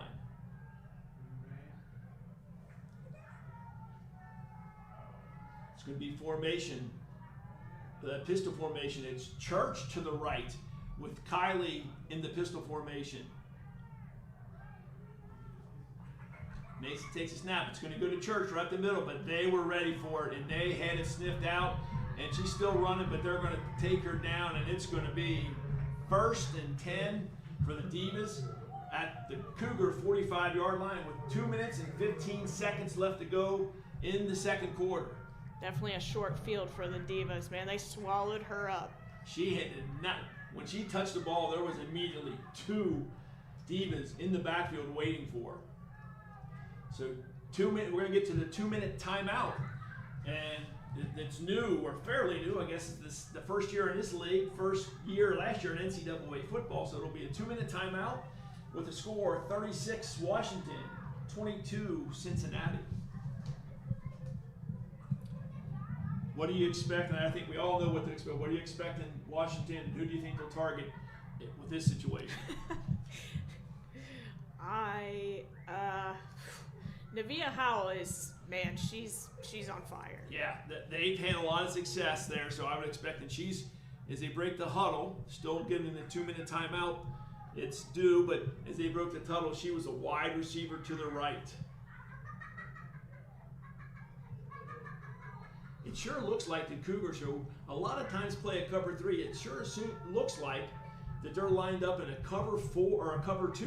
They're in cover 3 usually. It looks like they're in a cover 2. Balanced formation.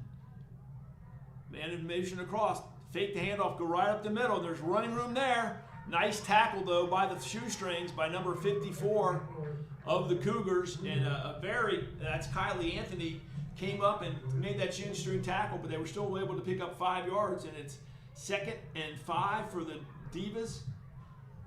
How is the clock above 2 minutes? I'm confused. Oh, there must have. Now we got the 2-minute timeout. They must have reset the clock and we missed that. Yeah. I noticed the clock was running on the change of possession, so that's probably where it was. So now the 2-minute timeout. It's 2nd and 5 for the Divas at the Cougars 40-yard line. DC coordinator Alex Cosby, along with his linebacker coach. There's probably the other coach here, but I see Jonathan Castaneda as well in the huddle, talking about what to do. I know that they're probably telling him, I know the run, yeah, that was a nice run, but we'll give up 5 yards. What you got to watch for is they're going to try to get in between our cover 2 and between our corners and our safety. So they're preparing for that. The 2-minute timeout is up. Be interesting to see. The very first pass of the game, we almost had an interception. We haven't seen anything close since, quite honestly. They've been able to sling it pretty successfully. And they've definitely found their hands as well. They You know, have. early You're right. on, Some I don't drops. know, some jitters or something, but there were a few drops. We have not been seeing that. There's Absolutely no room correct. for error on the Cougars' part over here. Shotgun formation, 2 receivers to each side. Number 18 goes across the range. She's going to line it back up, come back over here. Handoff, going nowhere to go. The Cougars split that out. Another nice play by the defensive line, stopping that one.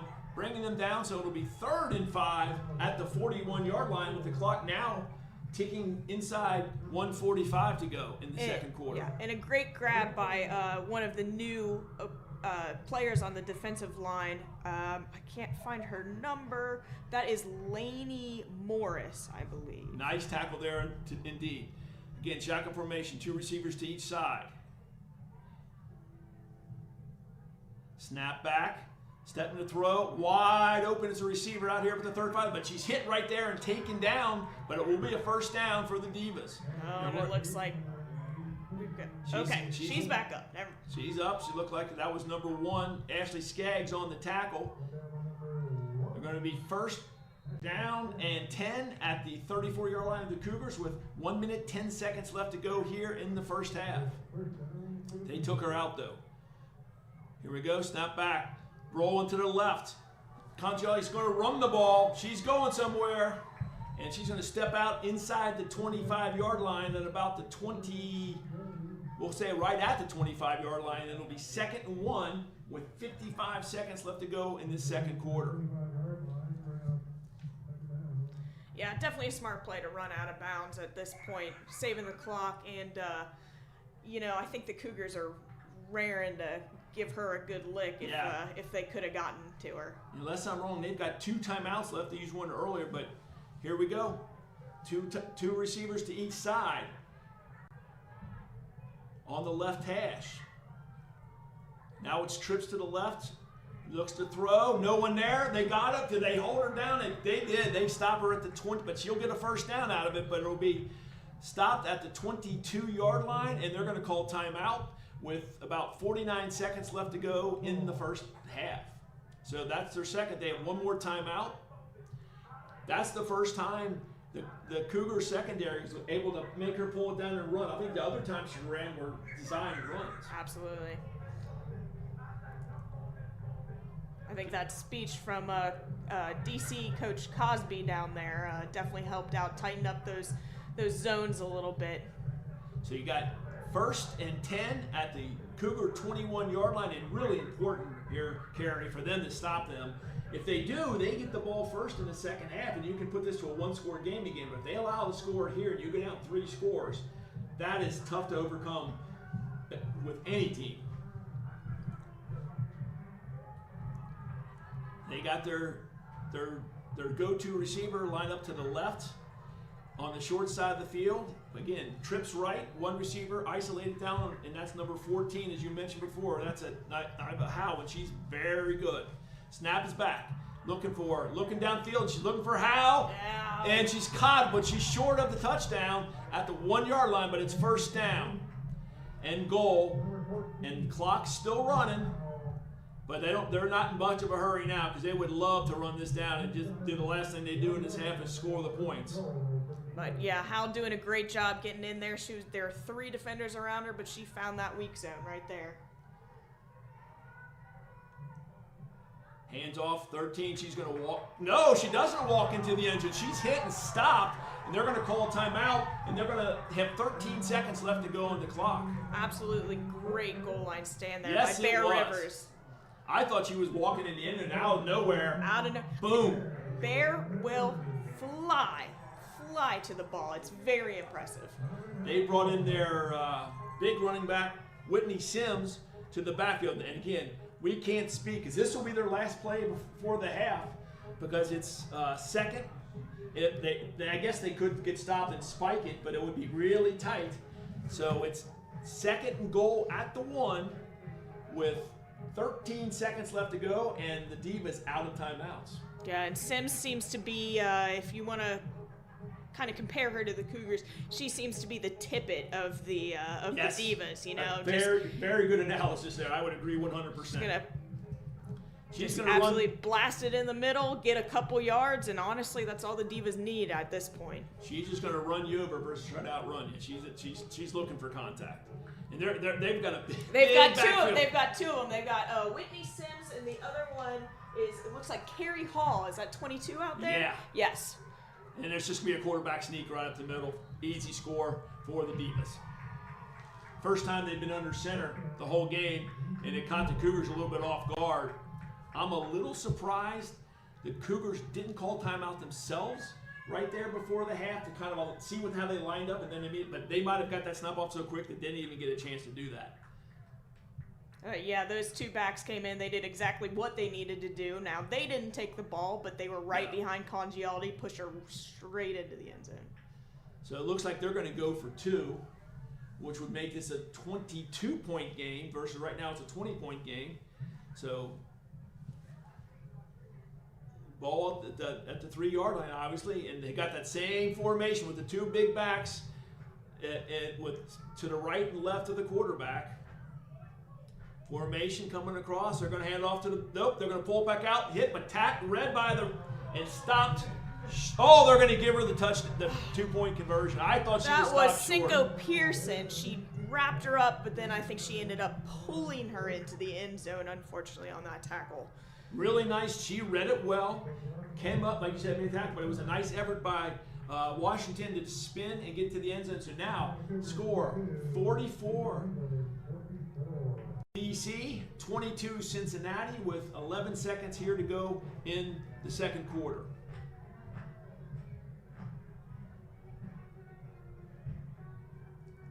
See what Cincinnati has a last-ditch answer here. Be shocked if they kicked it deep if you're Washington, but you never know. Here we go. Again, with 11 seconds left to go in the second quarter. Cincinnati will get the ball to start the second half.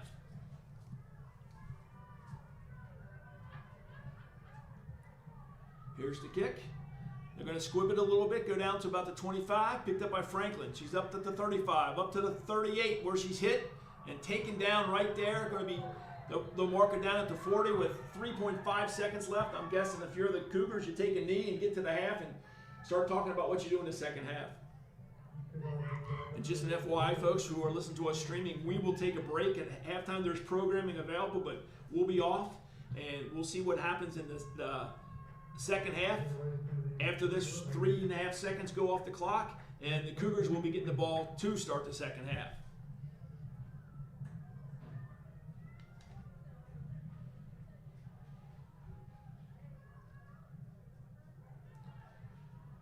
Although they've got Church back there, maybe they're going to try to do something a little impressive here. We don't know. If you're down 22, I guess what's the harm in airing it out here? Yeah, you just don't want to throw one out in the flats. That's for sure.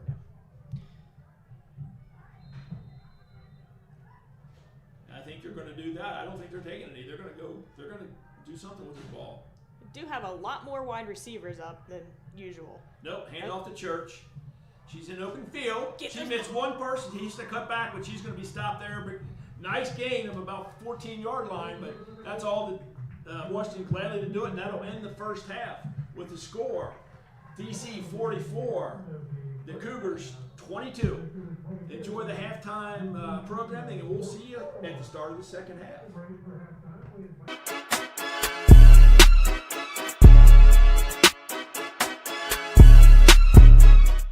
This group right here, all around, is football. We're all football players. Y'all are football players, okay? Down. Conchioli's going to go straight ahead. Got a receiver caught touchdown. They're back by him. What a catch. Houdini acts. Sideline. She breaks another tackle. They've got one for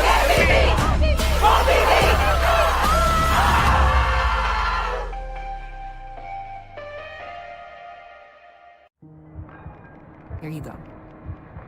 Good work. Look at this progress. You're doing great. You'll be back to yourself in no time.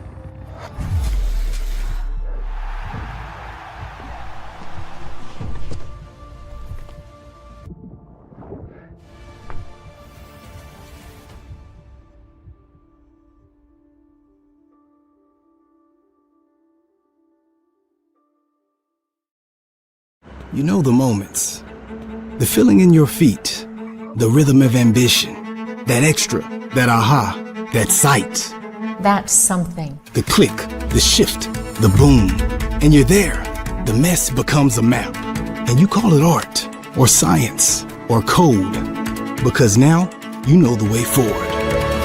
For all the moments that drive you, there's edX. Fuel your ambition with thousands of job-relevant courses and programs at edX.org. Are you or someone you know an experienced electrician ready for better pay, better benefits, and steady work? At IBEW Local 26, our electricians receive leading industry pay, comprehensive health insurance that covers your entire family, retirement benefits, paid time off, regular raises, and ongoing training to advance your career. Join a team that values skill, safety, and solidarity. Learn more at IBEWLocal26.org. That's IBEWLocal26.org. Feeling pain? Know all of your options before surgery. The top physicians at Regenerative Orthopedics and Sports Medicine are leading the way in regenerative medicine. Take a new path to healing with non-surgical treatments and state-of-the-art orthopedic care. Patients are avoiding unnecessary surgeries every day at locations across the DMV. Find out what regenerative therapies can do for you and schedule your virtual or in-person consultation with Regenerative Orthopedics and Sports Medicine. Start your dynamic diagnosis and treatment plan now at ROSM.org.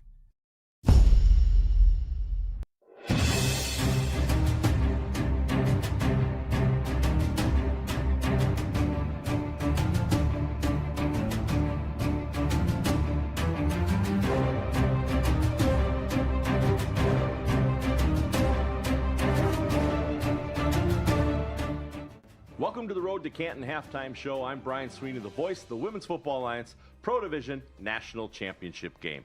With me, as always, is Alex Weston. Alex, how the teams play in these final 3 weeks will dictate if they're on the road or at home on their own roads to Canton.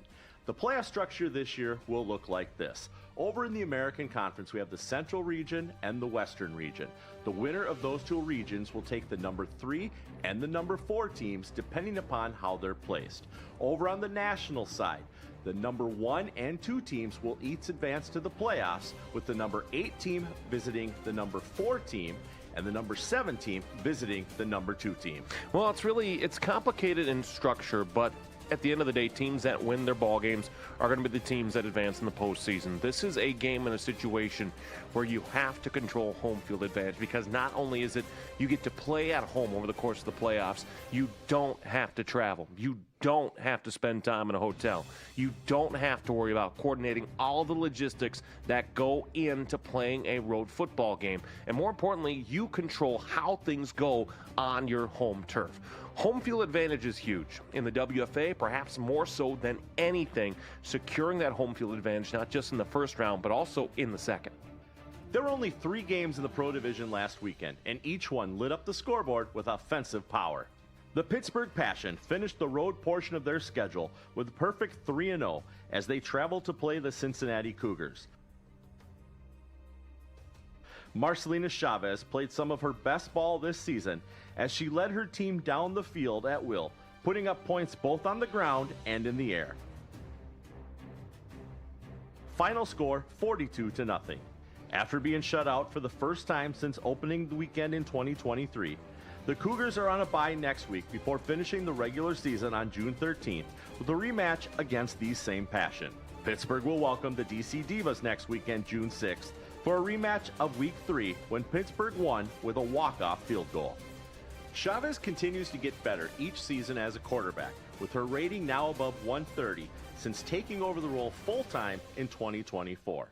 For Cincinnati, they came into this game as the number 1 defense in the National Conference, having only allowed 7 points per game. Well, and that's just a testament to where Pittsburgh is at, because you have all things offensively working for them.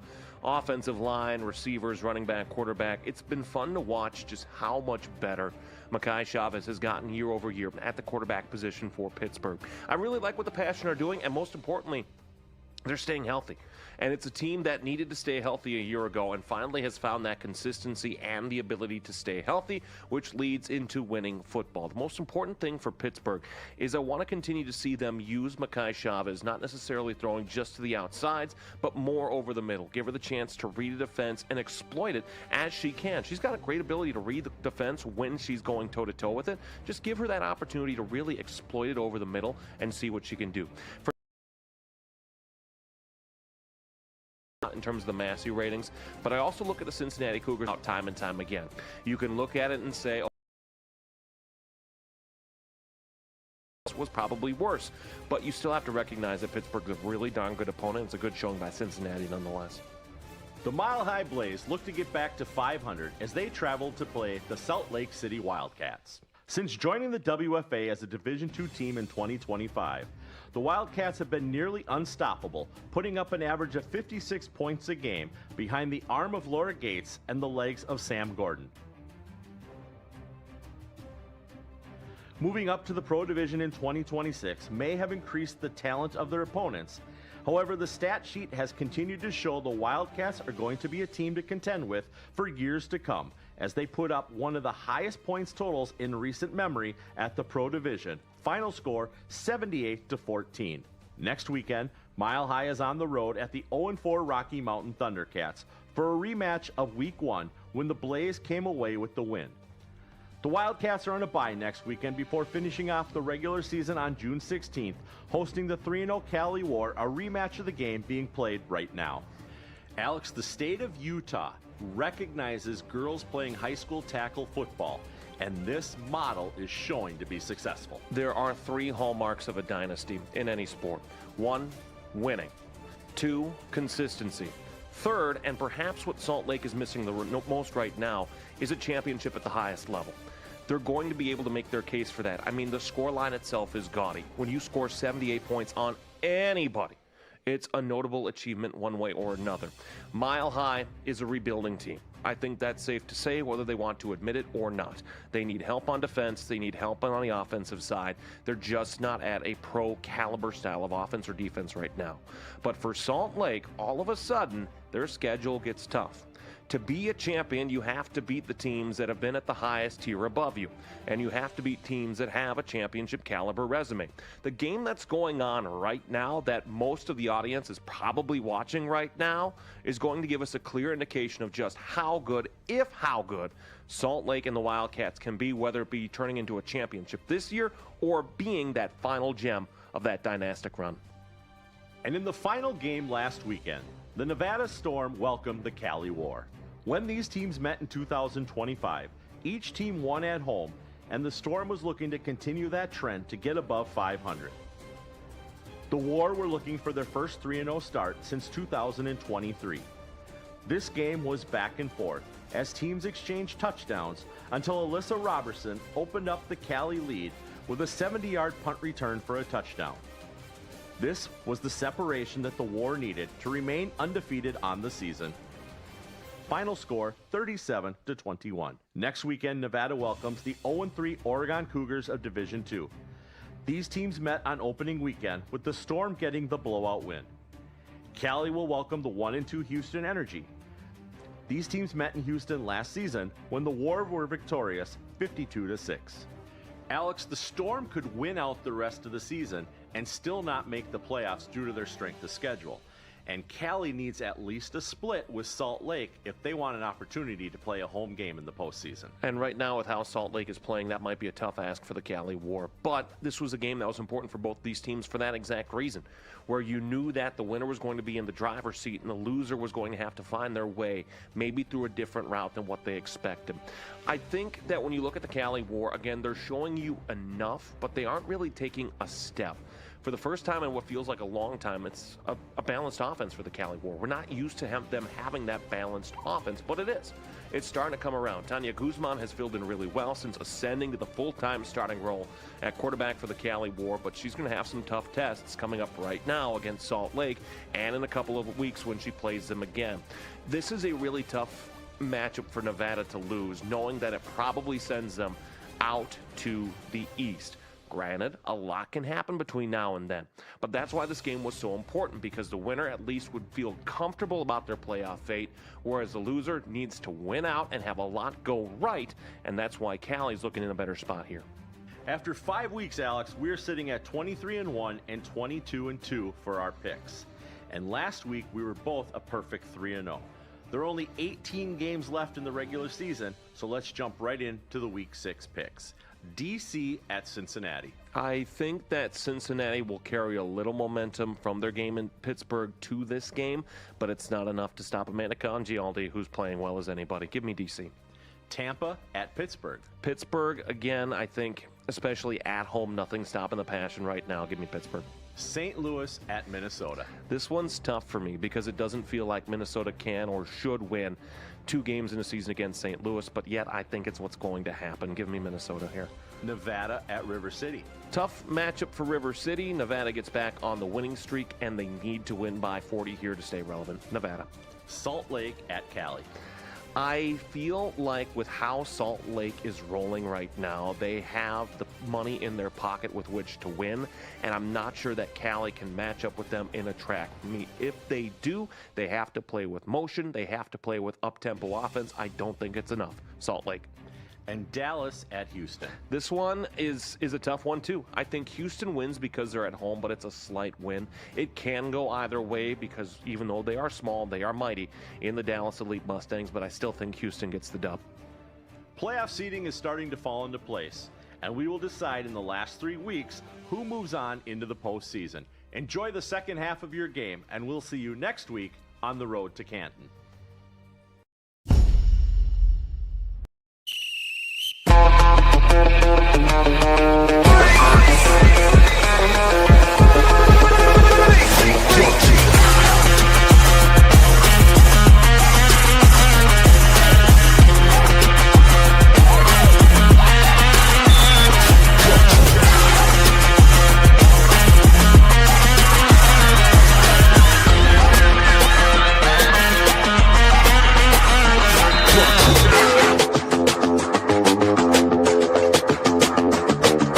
You know the moments, the feeling in your feet, the rhythm of ambition, that extra, that aha, that sight, that's something.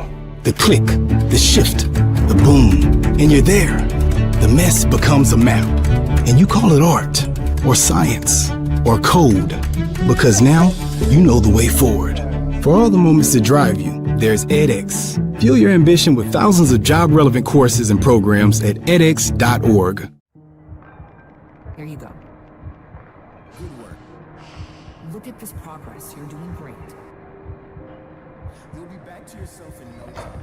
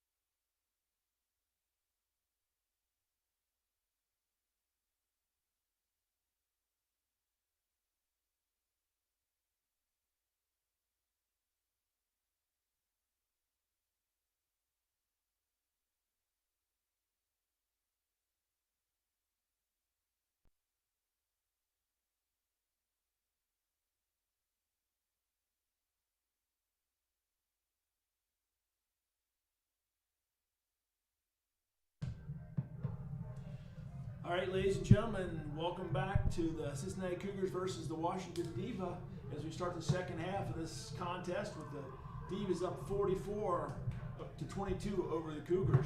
And Carrie, you said you were checking out some scores. We have some other women's football team scores. I do, and of course this website just kicked me out. Okay, so from around the league, scores that we've got right now: Derby City Dynamite 42, Music City Misfits 0. We've got the Passion and the Inferno going back and forth. The Passion is up 27-20 right now. St. Louis Slam and Minnesota Vixen are tied at 7. Salt Lake City Wildcats are beating the Cali War 14-0 right now. Houston Energy and Dallas Elite Mustangs are tied at 0. Then we have Baltimore Nighthawks pretty handedly beat the Columbus Chaos, the final score 58-8. And then we still have to wait on the start of the Nevada Storm and River City Grizzlies game. All right, well, thank you for the updates and some some names, the Passion, the Slam teams we're used to hearing. And here we go as we get ready to start the second half. We're lining up for the kickoff. The ball, we're going again from east. You can see on television, we're going from east to west. The Cougars are lined up back, are the same folks, and we'll see what the Divas decide to do with their kickoff as they call it into play right now and getting ready to kick off.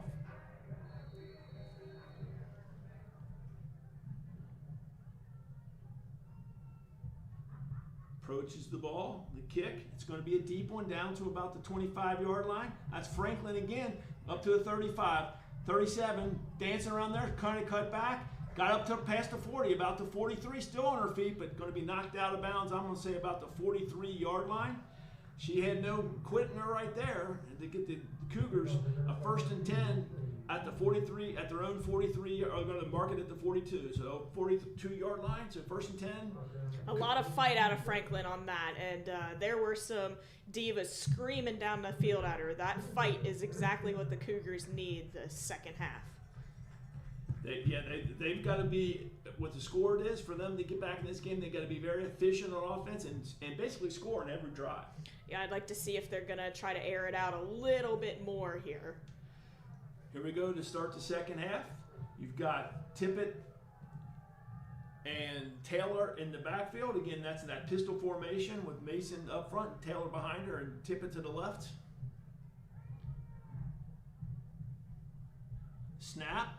Quick pitch to Taylor, cuts it up, bounces back outside, gets up past the 45, almost around to the 49-yard line before she's brought down, but she's grabbing her leg. That's not a good sign if you're a Cougar fan. They're going to mark her down about the 48-yard line, but she grabbed her leg as soon as she hit the ground, and I'm hoping that's not a knee. Man, I tell you what, and that was Taylor doing what Taylor does best.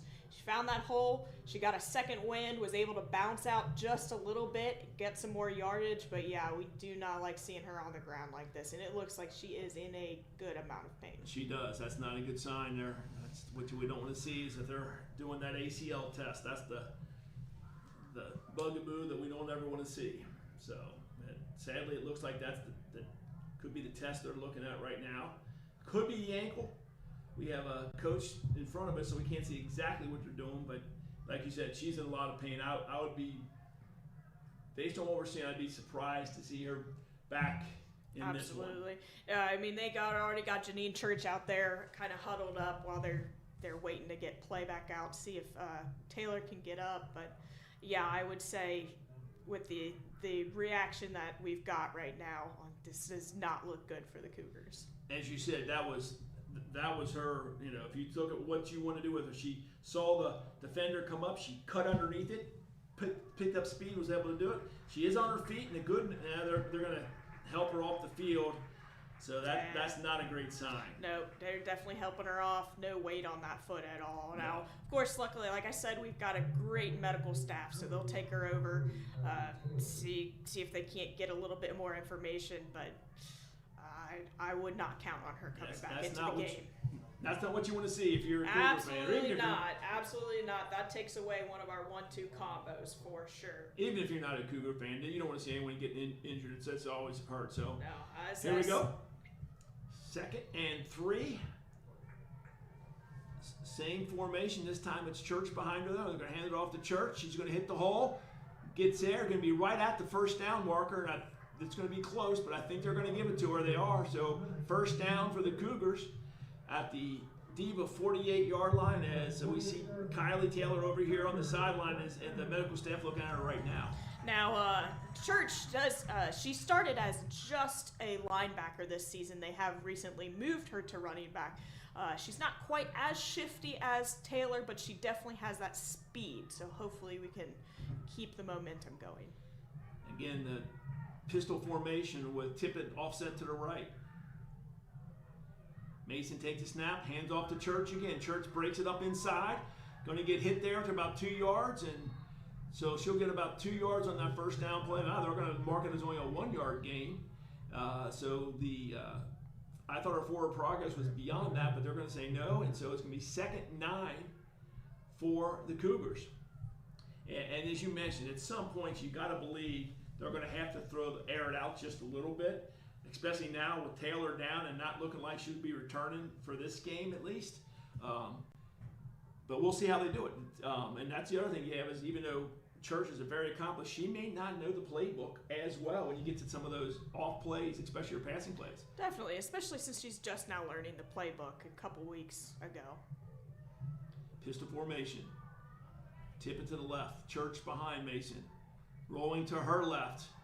Not going to be able to throw that on the left. That's a tough throw running on your left. And they're going to have I think you're going to have a legal this is going to go against the Divas, I'm pretty sure, as they talk about that. I'm going to guess they're going to call it holding, but it could be a personal foul as well. We'll see.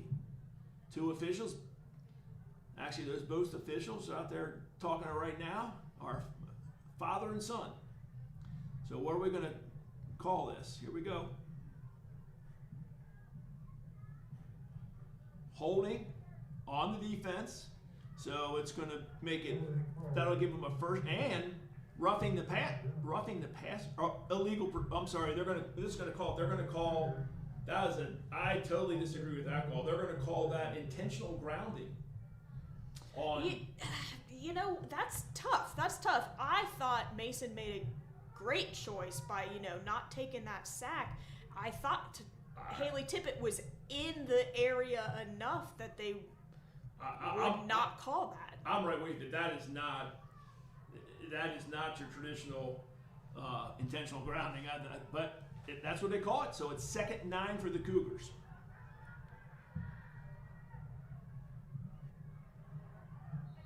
And we're going to have offsides. I'm not sure. They're calling offsides on. He signaled to the Cougars, but I think the offside was on the Divas. There was definitely some yelling and flailing going on before that play over on the Divas side, just in their secondary. But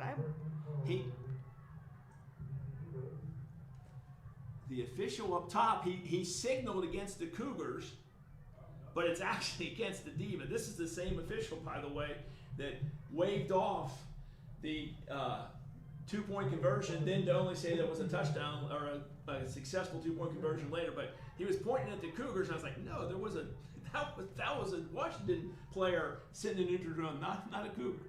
So it makes it 2nd and 4 for the Cougars at the Divas 42-yard line. The Divas did come in leading the league in penalties. Let's see if it can kind of go in favor of the Cougars. Shotgun formation, pistol, back, handoff. Nope, fake handoff, throw, interception. Just completely missed that throw. That's going to be I think she's going to take it to the house. Nope, no. Mason's able to come over and knock it down. Just a really poor throw by the quarterback there. Actually, the receiver was open. She had cut open on that slant, and the ball was just outside and wide, and it was a pick, but it gives the Divas the ball 1st and 10 inside the 35-yard line of the Cougars. Not what you wanted to see if you're a Cougar fan. Yeah, that's unfortunate. I honestly think that may just come from a lack of throwing in the game. You're just not on the same eye level as your wide receivers. Now she made a nice job and a nice hustle play, get down and keep that, because I thought that was a pick six, as you mentioned. Absolutely. She went and made that tackle, which is what you love to see. Here's a sweep to the right, and there's some running room. And nope, she cuts in. Nice block. Nice job right there, holding up by the. Yeah. Oh. They're going to call, I think, a defensive face mask on the Cougars as they were shedding a block. They might have caught a little bit of the face mask of the blocker for the Divas, or for the Divas. Yeah, that she came up and blocked, and I think a defensive back making the play may have gotten face mask.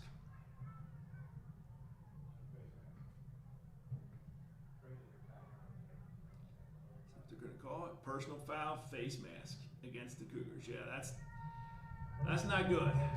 We definitely don't want to trade penalties with the Divas. You know, we like it when it goes against them, but we can't really.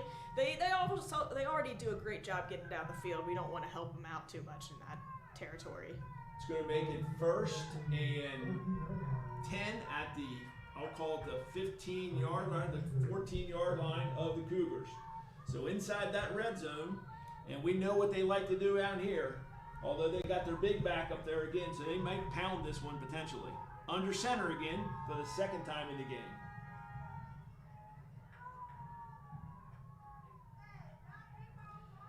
Fakes a pitch, rolls out to her left, throwing deep in the end zone, touchdown.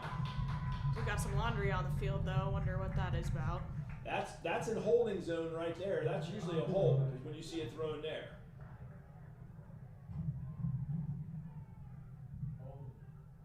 Holding on the Divas. So that will negate that touchdown.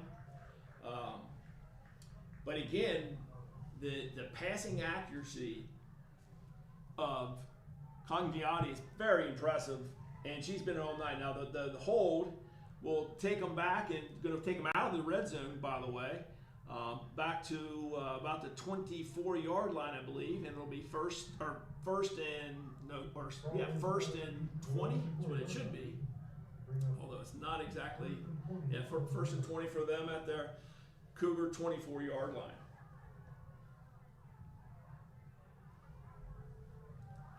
Very impressed though by the passing game of the Divas here.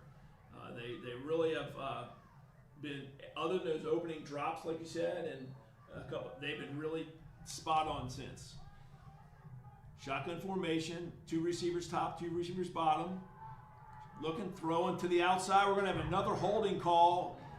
And a drop pass, as I just said, but we're going to have another holding call on the Divas. That one was an obvious one in the backfield. When you hook them like that, that's an automatic. That was could have thrown the flag from up here on that one, which is going to put them in a 1st and 30 situation. Not a normal down and distance you prepare for. Now the Cougars really need to stick to their game and just let this Diva squad kind of get frustrated with themselves here. You're absolutely. In fact, that right now, like you said, if they're the most penalized team in the league, that's something that can help you change the momentum in the game very quickly.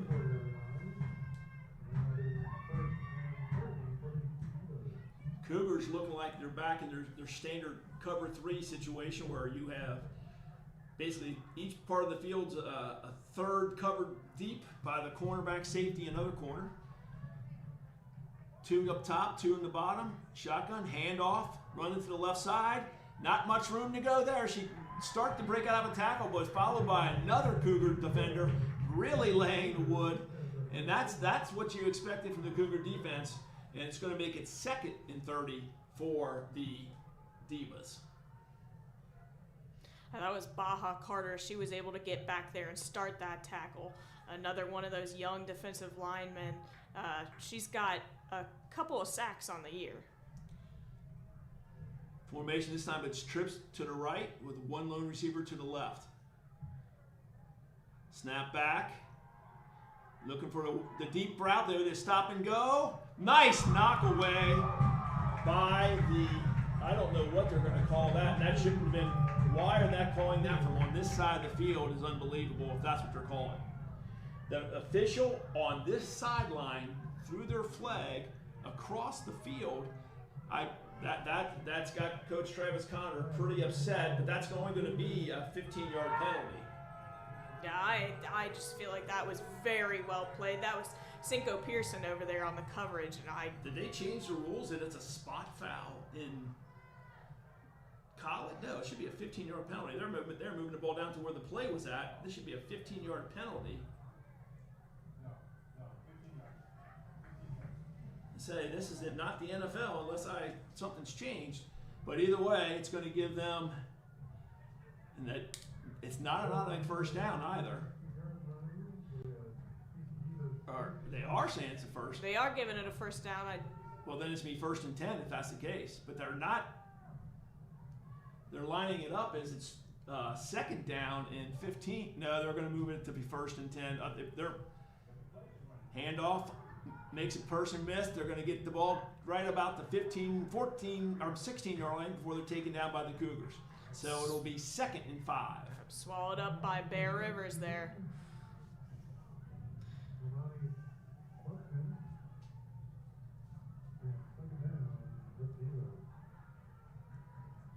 Shotgun formation. Trips to the right, one lone receiver up top to the left. Rolling to her right. Twist, throws, back of the end zone, wide open. And it does it how Congialdi does it. Just see what they called there. We have another hold on the Divas, so that's going to push them back. So from a first half, what I thought was a very good first half, we've seen a lot of the laundry come out here in the second half. Absolutely. It was very clean first half. And I think we had more penalties here in the first 5 minutes of the second half than we had the entire first half. In fact, I know we did. You can definitely see the frustration within the Divas squad over here.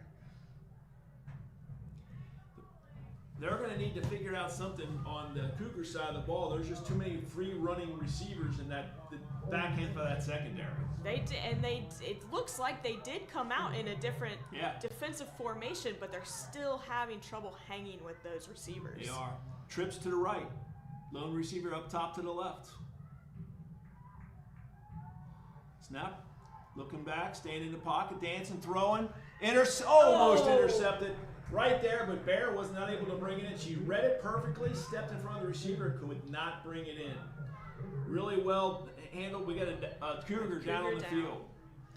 That is Skylar Shepard, number 7. She's one of the defensive linemen. Now, Skylar is a returner this year, so she's got a little bit of experience on the line, but other than that, it's pretty fresh on the defensive line. Travis Conner with the white hat, not explaining how unhappy he is about a ref from literally 45 yards away calling the penalty when the ref up top did not. So that's his frustration, and I would have to agree with him on that one. Whether or not it was a foul, I'll not argue that. I wasn't there, but the fact that and as an old coach, that's what frustrates you when an official who's not near the play makes the call. Very frustrating.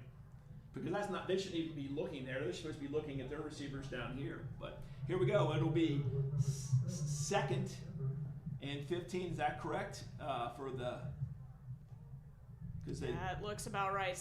No, it looks like they've got the line. 3rd and Chain Gang over there is saying 3rd. As they're walking Skylar Shepard off the field. Once again, not something that you want to see. It's actually 1st. Looks like it's... I can't tell what it is, but we'll see. So it's about 17 yards, that we know. Formation, back to throw. Looking deep, throwing deep right in the middle of the Cougars secondary. Caught, but taken down there, but they'll be 1st and goal at the 5-yard line for the Divas.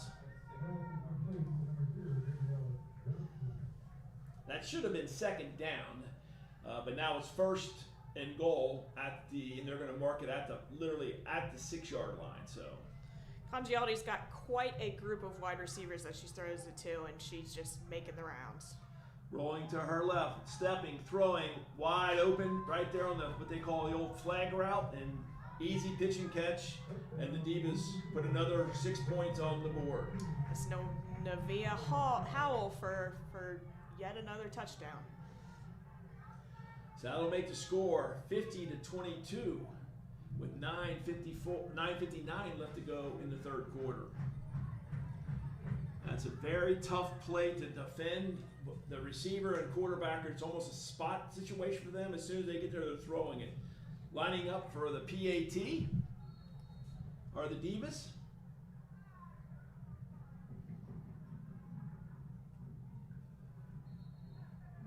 They're going to have, this is going to be the Cougars. The Cougars. They definitely were caught sneaking up on that one. There's someone trying to time it perfectly. Yep. Now they're going to go for 2 now. Now that it's shorter.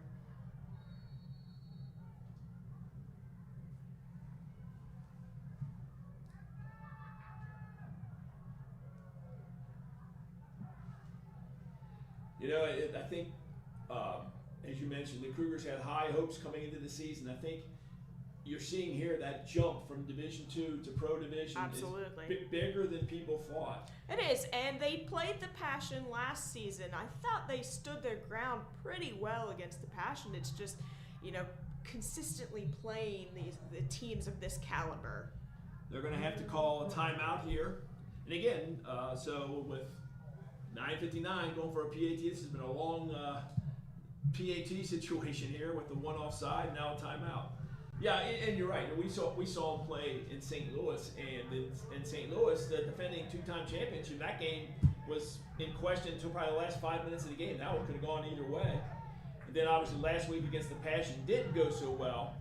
And now here you're seeing another pro team that this one is different. To your point, that I don't think they've seen anyone throw the ball like this in probably in the 4 years they've been in the organization. Absolutely. They sling it around. This is a spread offense that you would see at in the SEC or even the WAC conferences that like to throw this. There's a lot of throwing the ball around, and it's tough, especially since you've been getting good protection and time to throw. Yeah, very impressive stuff that we're seeing.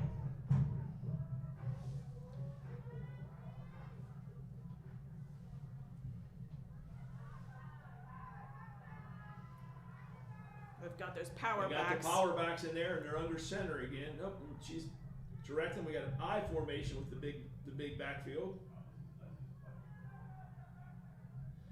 Going to hand it off to the second back. Nope, she's going to hold on to the ball, but she was not tripped, and they're going to take her down for loss, and that will not be a successful two-point conversion. The Cougars read that out well. That's the first time we've seen a lot of pressure up the middle, yes. And that blew that entire play up. Is what that did. That defense needs to keep running that pressure. Absolutely, the defensive ends do a great job of just scooping to the outside and getting to the quarterback. We haven't seen much of that today. We have not. You're right. That's kind of one of the things we talk about, how well she's thrown the ball, and she really has. But for the most part, she's had plenty of time to throw the ball. Very little pressure back there. Yeah, and even the best of them, if you put pressure on them, it puts a challenge for them. And she's not had much pressure. And you see what happens when there is pressure. A very successful play for the Cougars. See who the Cougars put deep now that Taylor's not there. So we still have Franklin. Franklin and Skaggs is back there as well. Here we go.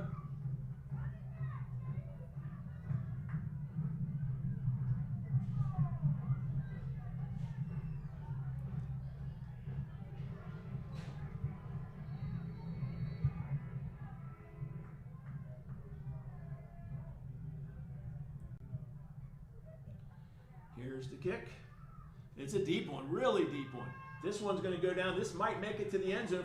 No, they're going to pick it up at the 5-yard line, trying to get a return. Get it up to the 15, 20, and they're going to knock out at the 20-yard line. And those Divas, they really do a good job of evading those blocks on the front line. Big kick. That was by probably a good 10 yards. Now the wind is picked up here. That one out. We got outside of this booth here at halftime. The wind has kicked up, and it's going from east to west. You can see it from on the goalpost there. So that wind might have helped that, but that was a heck of a kick by the Divas. Definitely a big boot. Church will be in the backfield, along with. That is Tippett again. Tippett and Mason. Two wide receivers, one at the top, one to the bottom. Snap. She's going to look to throw. Throws it. Again, the receiver and the quarterback not on the same page. The pass was way inside, and I think the receiver was doing an outbreak on that, or a hitch to the outside, I should say, and the two of them just not on the same page. Actually, a nice job by Franklin, because she doesn't put her tap on the ball. That's a pick six. Absolutely, yep. She stuck her hand out there. Could have been a one-handed catch, could have been a pick six, so we'll take the even here. Yeah. Here we go. Pistol formation. Church behind Mason. Tippett to the right of Mason. Hand off to Church. Fighting through there, but not a lot of room to run. You've got a couple of the offensive linemen who are driving their defenders way downfield, but some of the other ones were stymied.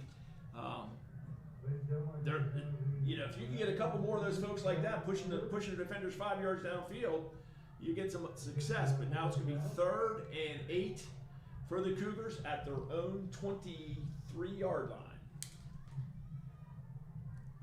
9 minutes, 16 seconds left to go in the third quarter. Score 50-22, favor of Washington, or of DC.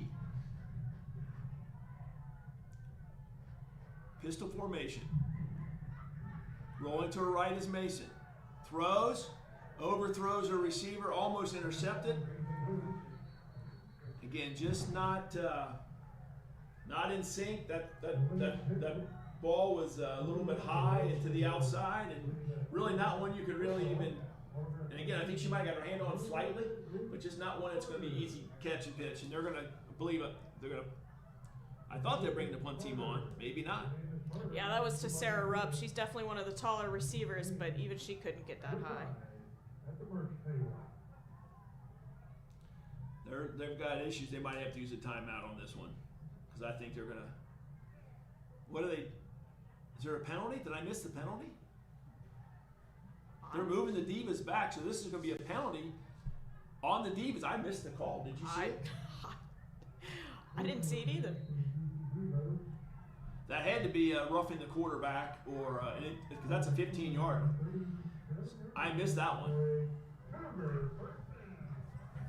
Did not see that one, but we'll assume it's some kind of personal foul.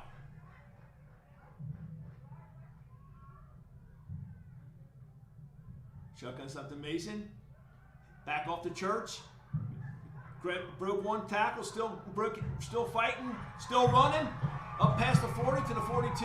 Going to be taken down. That is just Church refusing to go down. Power football. She got swung around by her jersey and then used that to boomerang down the field, pick up a decent chunk of yardage. Gary, you're too young to remember. Back in my day, they used to have these things called tearaway jerseys.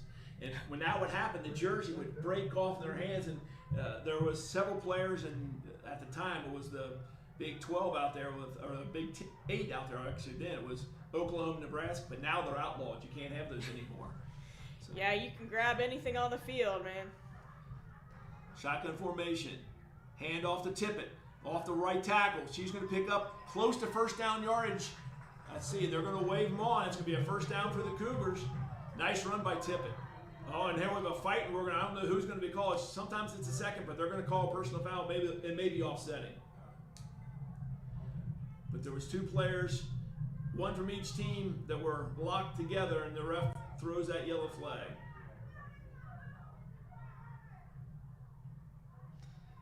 Let's see what they call it. Personal foul, unsportsmanlike.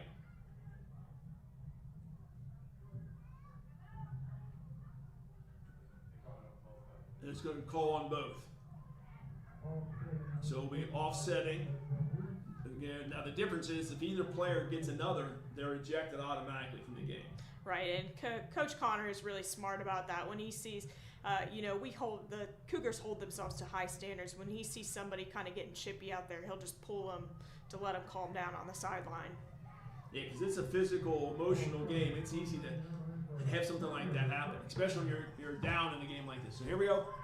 1st and 10 for the Cougars at their own 47-yard line. With 7:44 left to go in the third quarter.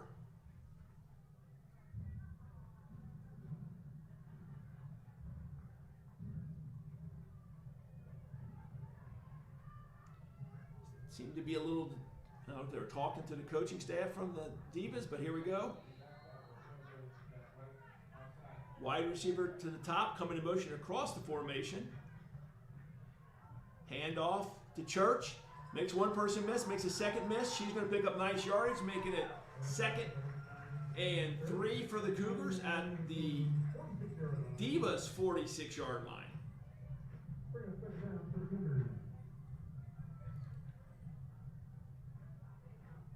Great run by Church. Was a great run.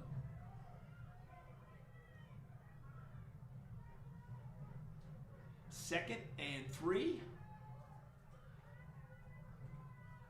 Similar formation. We've seen a lot today with the double backs and the wide receiver to the left or right. This time it's down to the left. Mason brings it across the formation, takes a snap. This time hand off to Tippett. She's going to be there, gets the first down and more.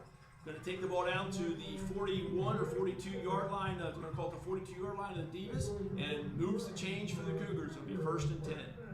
It's time for the Cougars powerbacks to kind of hustle us down the field here. It almost looks like, and you wouldn't expect this, it almost looks like the Divas are getting a little tired on defense because that some of that pursuit you saw from the linebackers is not quite there that we did earlier, and Tippett's taking advantage of it.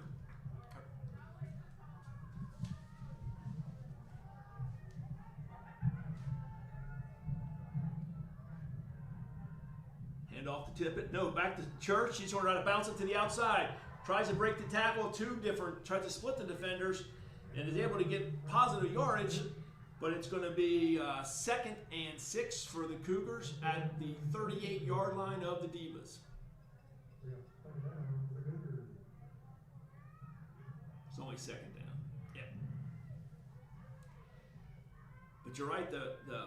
It's now Church and Tippett, but that 1-2 punch seems to be effective for the Cougars on offense right now. And we should not forget to mention, for that to be successful, that means the girls up front are doing their job. Absolutely. 2nd and 6. In motion across the formation again. Fake, hand off to Church, following up Tippett.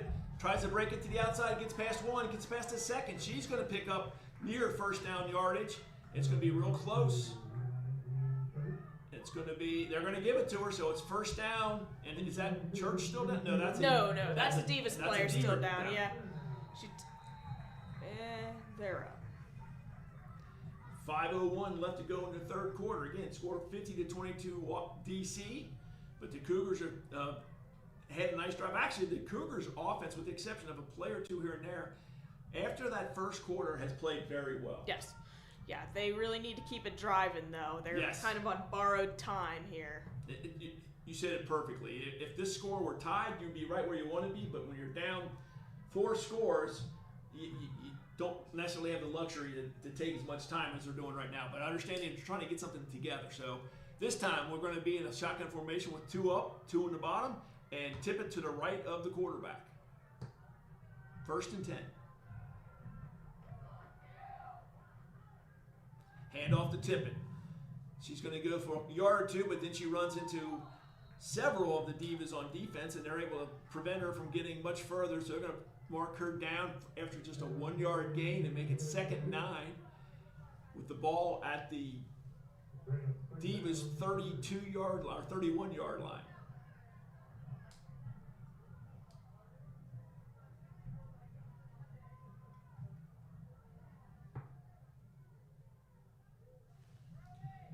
Back to the similar formation, 2 up top, 2 at the bottom.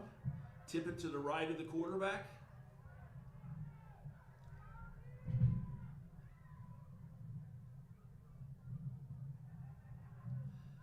Back to throw, steps, throws, completed pass, nice move by Franklin. She's going to walk into the end zone. No, she's not. There's a foot race, but she's going to make it to the end zone.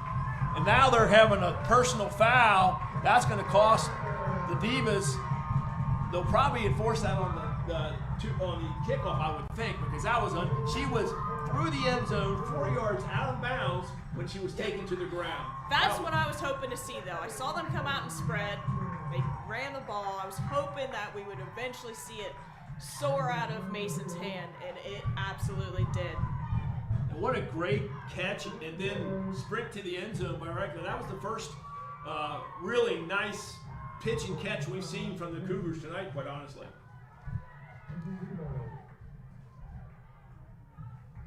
They're going to enforce it on the kickoff. That's when they're going to do it. So they're going to go for 2, though. The score now 50-28. They'd like to cut this down to a 20-point game if they can. It's got their favorite formation. 2 backs, 1 to the left, which is Tippett. Church is to the right. Question is just who they're going to hand it off to. I think they're talking about whether or not there's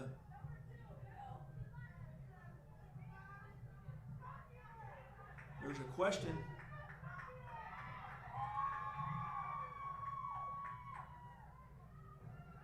They might have ejected. That's what my thoughts are, is they may be ejecting that Divas player that took out Shea Franklin so far out of bounds. Because what else would you argue about? Because it literally was 15, 17 yards out of bounds, or away from the goal line. Not out of bounds, but she was well into the end zone, and then out of bounds by 5 yards when they took them down. That's a no-brainer. And just such an unnecessary penalty, too. Here we go. Cougars trying to get the 2-point conversion. Tip it to the left, Church to the right. Hand off to Church. Again, no one fooled. They were sitting there waiting on that. Boy, they really swarmed her on that one. She did not Tippett busted forward, but then, there was just about 4 or 5 Divas ready to clean up afterward. They were not in any way, shape, or form fooled on that one.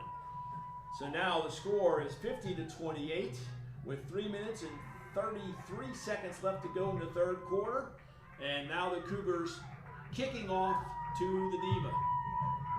And they should get a 15-yard penalty out of this, I thought. Because that penalty was not enforced on the...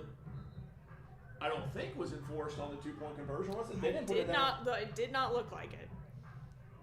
Yeah, they're going to move this up. I thought so. They're going to kick off from the 50. I think Lauren Carter's just so used to taking it out to that spot on the field, she didn't even think twice about it. You're right.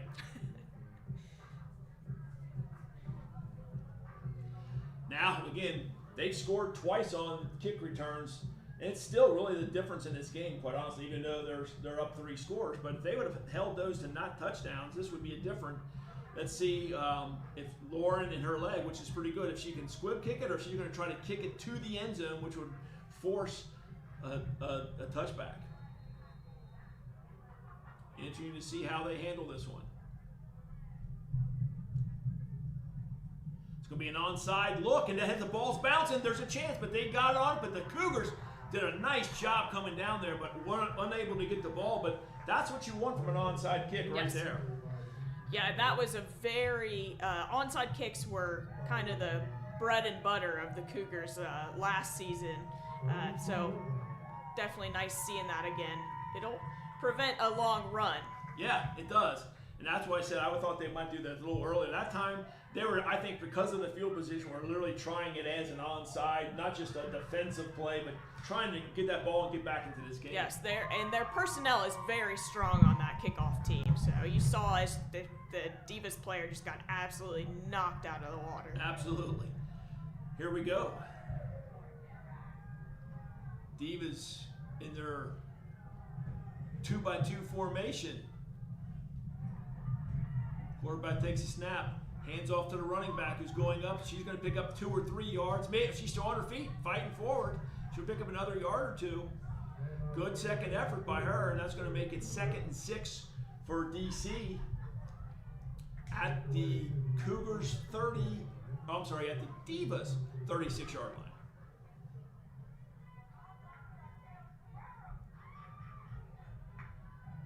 Again, 2-by-2 formation. Halfbacks offset to the left. The snap. Going across the middle. That time they weren't on the same page. And they're going to get a late. Number 14, Howell is calling for a penalty on that one. And they're going to get it. And I'm not sure she didn't make that call because that was a really late flag. That flag came right after she was asking for it. Yeah. So, again, with the first half having almost no penalties, or maybe 1, 2, we've seen a flurry of the Yellow Hankies on the field in the second half here. Refs have been very busy. It's going to be it's going to make it first down, and it's going to move the ball into Cougar territories at the 49-yard line. 1st and 10 for the Divas. Currently up 50-28. Oh, no, it's going to move it down. They only moved it. You had it. They didn't move it far enough. Okay, I thought my you had it right. I thought my math was right, but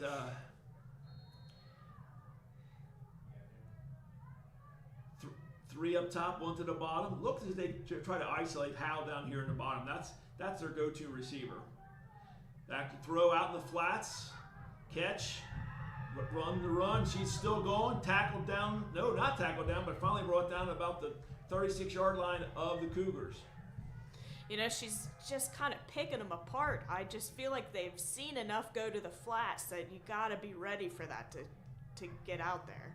It is. They've done, to your point you mentioned earlier, they do a good job of doing that stock block out on the cornerback when they throw it to the flats, and that's why they're able to do that very thing. But at some point, you need to fight off that stock block and step up and make that play, because you said they've gone to the flat a bunch of times. Stack formation to the right, shotgun formation, one receiver to the left. They're going to put people in thing. They're going to hand it off to the second receiver. A running back still running. Going to take it for about a 9-10 yard gain. I think you might see a hold here on the Divas. Yeah. And that will negate a pretty good first down run play. as well. Yes, it will.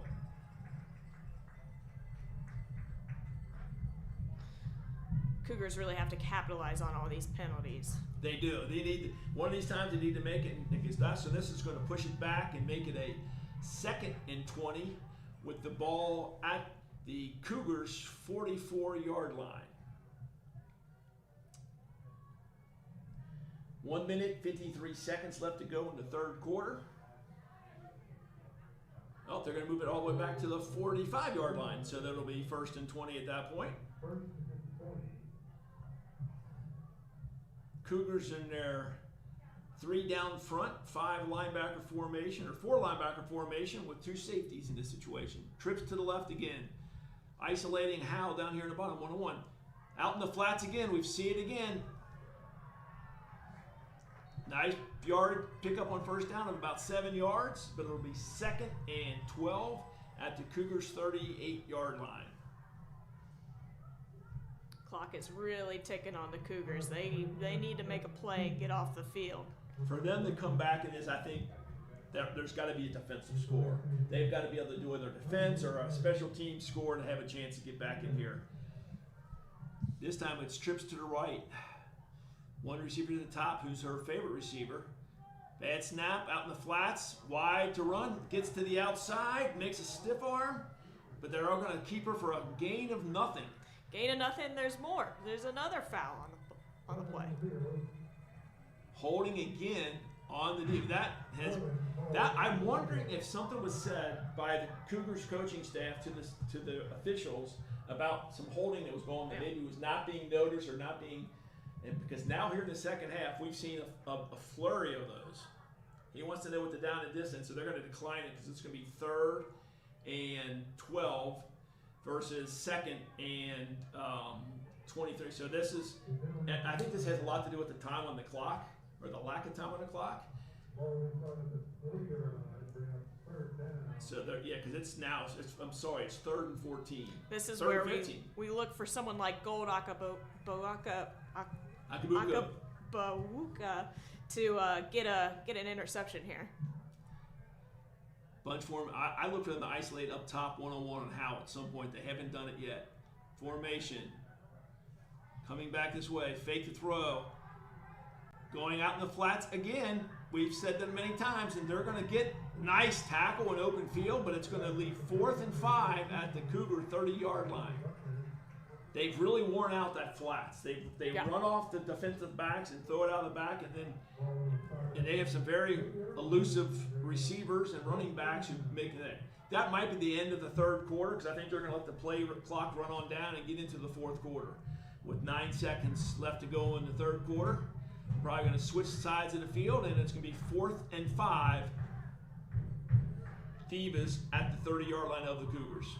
Definitely on the Divas side. The clock is on the Divas side, and they are going to use it to their advantage. Absolutely.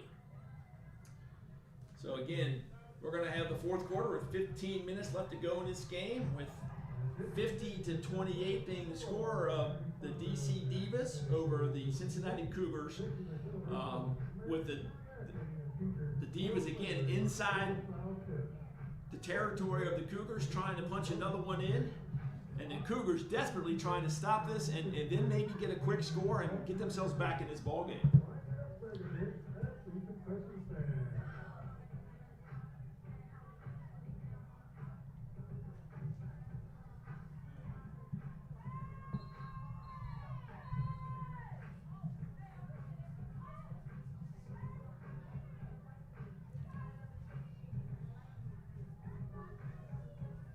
we've seen them before is this is where they've thrown out in the flats, but they've also seen them fake the flats and go a double move deep. We'll see what happens here. They've got their favorite formation, which is the 2 up top, 2 at the bottom, one back to the left of the quarterback. Ball snap, rolling to her left, looking. She's going to try to step up, throw. Nice pitch and catch, and that's going to give them a first down inside, almost to the 20-yard line of the Cougars. It'll be at the 21, I believe, and it'll be first down and 10 for the Divas.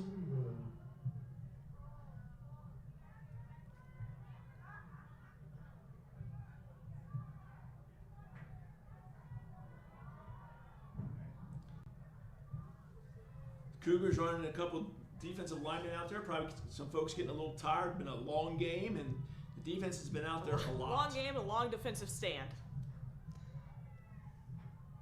Bunch formation to the right.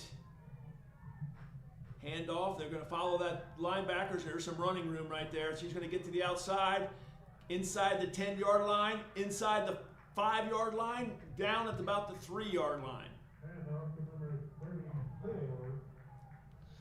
Her blockers did a good job containing all of those Cougars players. There's a flag on the field this time. What we're going to see here, this might have been a face mask late, because I think that she was fighting, someone was pulling, so there might have been a late face mask.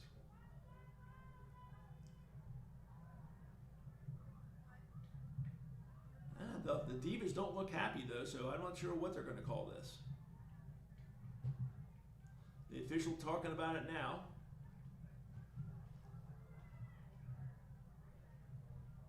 Very long, impressive defensive stand, but I just know those players would love to switch places and get the offense on the field. Sure would. And when you're down like they are down, that's the quickest way to get back in this game. Still haven't seen the official make the signal. What are we going to see here? Oh, they're calling a warning on the Cougars. No, it's more than a warning. Is that their second warning? Because they're going to move that ball back to the 10-yard line and make it first and goal from the 10. No, we must have, it's going to be first and goal. I don't know if you can have first and goal from the 11 if it's they're still talking about it over on the sideline.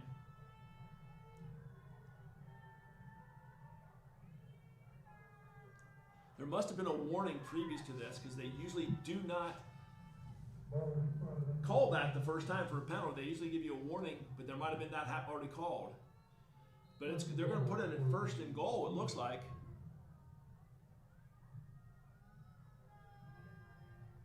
At the 11-yard line, maybe? Nope, they're going to be first and 10 at the 11-yard line. That's what I thought. I didn't think you could have first and goal after a penalty like that there. So here we go. Same formation. 2 tight ends. Actually, 3 tight ends to the right. 1 receiver to the left. Moves one of those tight ends one way, moves the others back. Now in motion. Hands off, ball's on the ground, out there. So there's going to be a loss of about 3-yard loss. Good cover up by Congialdi. Yes, she did a nice job. That could have been a quick turnover. Yes, that's something that's been amazing, with the exception of, in fact, I don't think they've turned the ball over at all. With the amount of times they've thrown the ball, there has not been any interceptions, and I don't remember any fumbles either. No. There have been some close ones. Yeah. But they have maintained that. So 2nd and 13 at the 15-yard line for the Divas.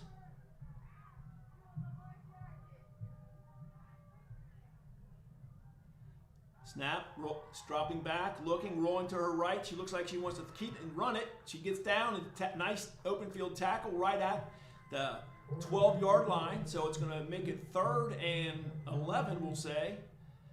a nice open field tackle. I could not see it. It's just about as far away from us as you can I get. believe that was Janine Church. That was a great open field tackle because Congialdi, I'm sure, was looking for somebody in that end zone. Here we go, 3rd and 11. Again, the score 50-28. The Divas trying to extend their lead right here. Cougars trying to swing the momentum. Trips formation to the left. Lone receiver up top to the right. Rolling to her left. Throwing deep into the end. No, short of the end zone. Stop there. Not going to make it to the end zone, but it's going to give them a first down. Stood up.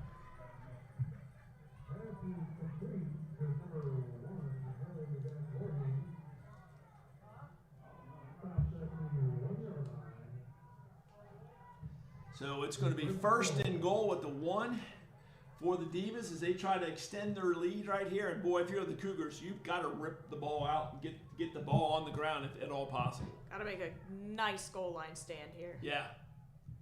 Haven't set the clock yet, so we don't even have it. Here we go. And they got that big formation in there as we've seen. Man, she's back under center. This could be a quarterback sneak again. That's what they did last time down here. Yeah. And that's what they do again. Yep. And they just bully their way into the end zone. Man, I tell you what, they got some power down there. That they do. Whew. See the Cougars players flying back from that. And that's going to put another 6 points on the board for the Divas to make it 56-28 with a PAT on the schedule here with exactly 10 minutes and 50 seconds left to go in the 4th quarter. I've been impressed, and you mentioned it earlier, that the kicking's got so much better. With the exception of the one bad snap, the PATs have been impressive.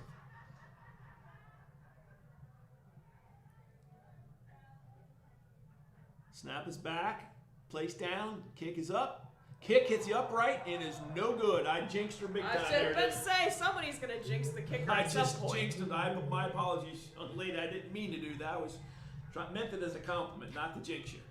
But so there is incomplete PAT, and the Cougars will get the ball back down 56-28.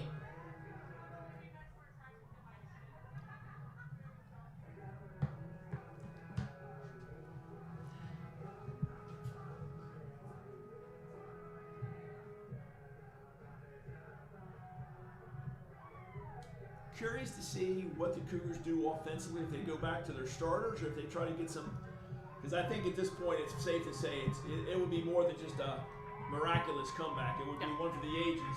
Yeah, I think it's, maybe time to get some players some experience on the field.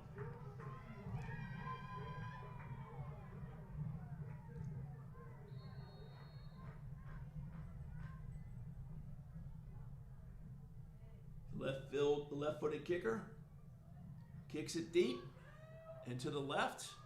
Caught on the run out to 37-yard line to the 40, 45, 47-yard line. Finally tripped up by several of the Diva kickoff team. That one was taken by Ashley Skaggs. She's in there replacing Kylie Taylor. Really nice return by Skaggs. She caught it on the run, came up and made a really nice play out of that.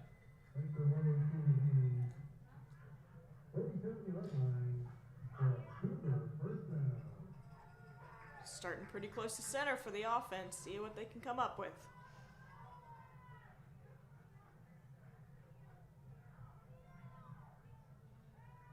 Looks like we have a new running back in number 35 for the Cougars. Not used to seeing that number in the backfield very often. That is Lexi Benedict. Lexi Benedict. Yes, okay. Yes. She's offset to the right of Mason. And they've got a balanced formation. Fakes handoff, goes to Bennett. Right there, she's still fighting, but they just keep coming. Those Divas just didn't look like they were touched by anybody. They just kept hitting right there. Yeah, it was about just right when she got the ball, they were back there. Now it's going to be a loss of 3 yards, making it 2nd and 13 for the Cougars at their own 44-yard line.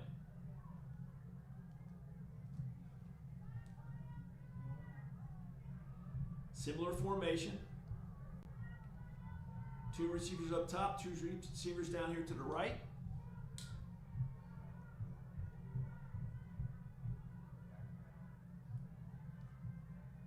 Mason takes a snap, looking to throw.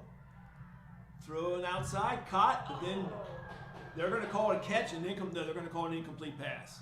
I was just going to say, Stead was not in her hands for very long. It was a nice throw. Nice, what I thought originally catch, but she was hit right as she was bringing it in and prevented the catch. So, nice throw there by Mason, though. That was right where you wanted it to be. Just not able to corral it, and once the person was hit, she coughed it up before she went to the ground, before the official catch was made. 3rd and 13 for the Cougars at their own 44-yard line. Trips to the right.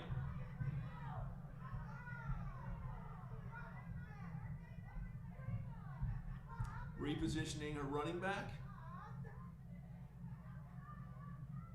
Snap, Mason back to throw. Throws across the middle, almost picked off. That was triple coverage there. Not much room to get there. She's trying to thread the eye of the needle and was unable to do it. This, I think we'll see the first. This will be the punt team. Come on the field. Man, I would have loved to see Mason take some of those shots a little bit earlier in the game.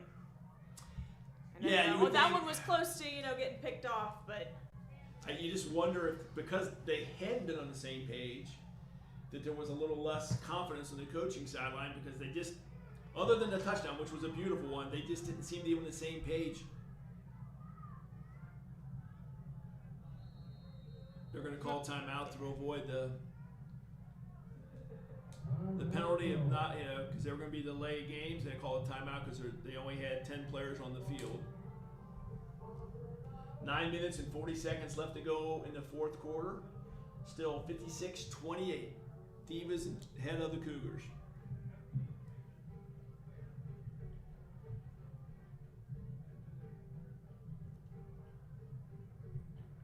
Does that tip it down there on the medical bench? That would be a double whammy for the Cougars if that's the case. I think that's number 19. Is that 19? Allen, yeah. Okay. Not that that's any better. I don't mean, but I was like, No. both the running backs in the same game would be a really tough.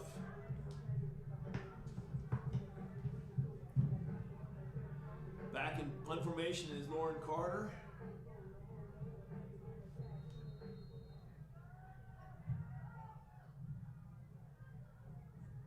Snap is good. Punt is off to the right. Angled punt, she calls for a fair catch, but not going to get it. And they're going to have a flag up top again. And this, I don't know what this is going to be. The only thing it could be is blocking out of bounds, which will give them a first down. That would give them a 15-yard penalty, I believe. If they call that a personal foul, if they just call it, let's see what they call here. Because the Divas were not happy, and that's what I think the call was, that she got knocked out of bounds and they continued to block her out of bounds.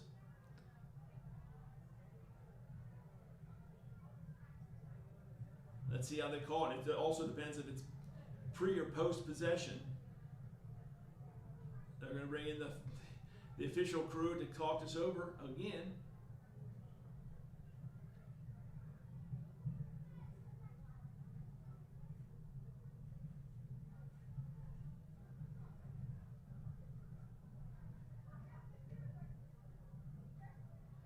See how they call this.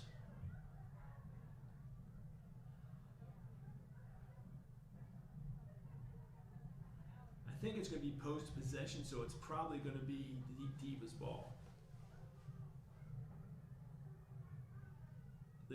Against them.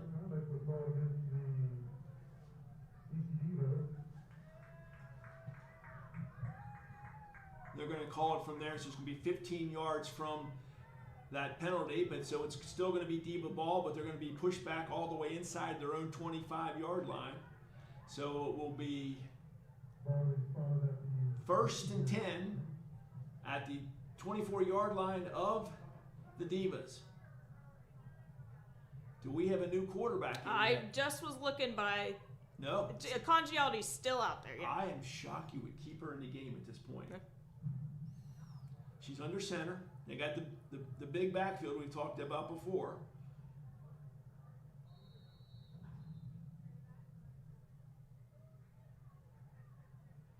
Pitch to the right. Trying to get to the outside. She's able to get to the outside. That's wheels. She's got wheels. It's going to be a first down. And I can imagine that they're going to do a lot of running now just to try to wind that clock down. 9 minutes, 10 seconds, and ticking here in the fourth quarter. Again, with the Divas up 56, Cougars 28.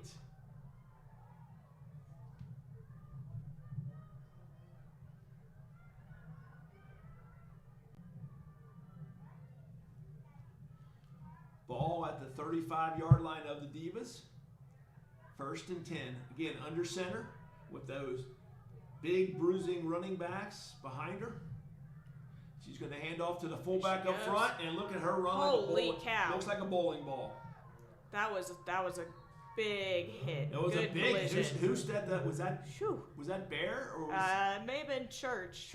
Or a combo of the, but man, that was a collision. That was Church, I think you're right, who came up and stuffed her in her tracks, quite honestly.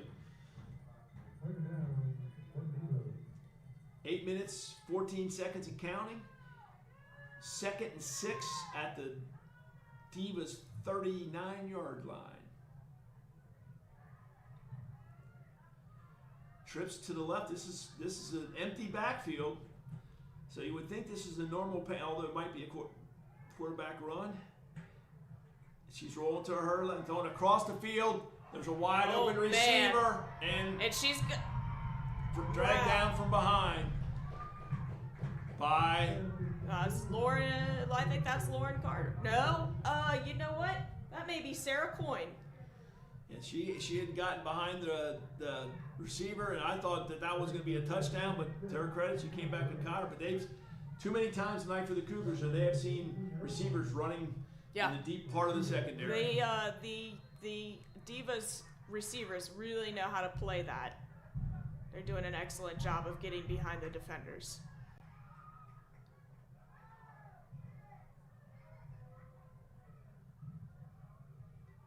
Empty backfield again. If they go in motion, I would be surprised to see a handoff. Nope. Quarterback's going to keep it.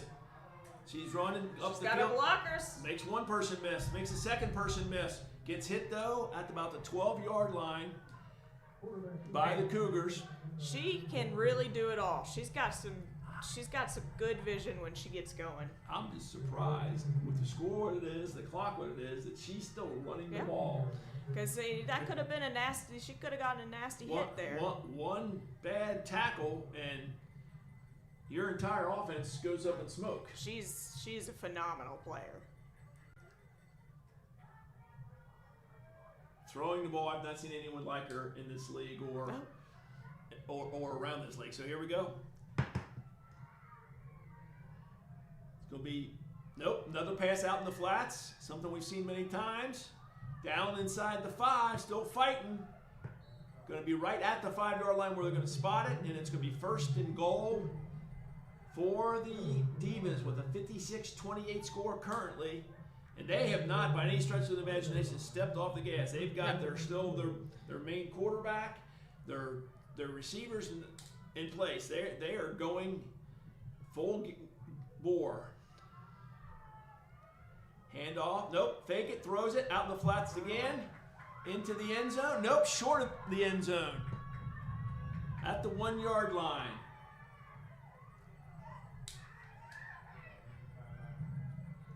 And there's someone down from the Divas. There's someone down for the Cougars up top. So we got 2 players down.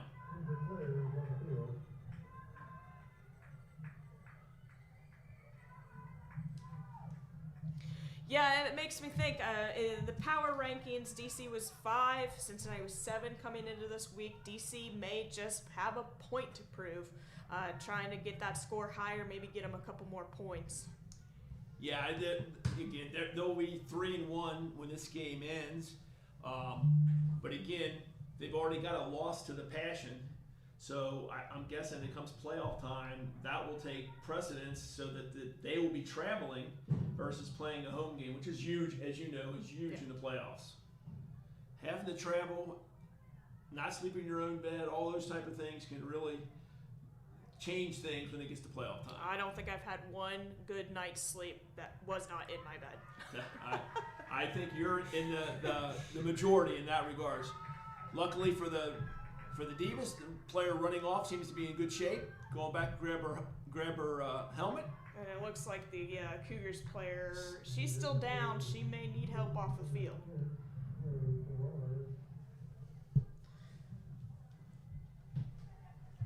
The Cougars have definitely taken quite a few big hits to their personnel tonight. They have an off week next week, which could not come at a better time for them, because you're right, there's a lot of banged up Cougars. They played 2 back-to-back physical games, and that week off, if nothing else, just to heal up is going to be pretty important. I mean, just to the point that we've talked about before, they moved up to pro. These are pro teams, and they hit like pro teams. There's definitely going to be a lot of soreness going on tomorrow and the next couple of days. Getting the play, we'll see the play. We could not see who the player from the Cougars are. The orange hat, we've seen her before. She's up, and that's a good sign. Oh, that is, I want to say that's Haley Mack.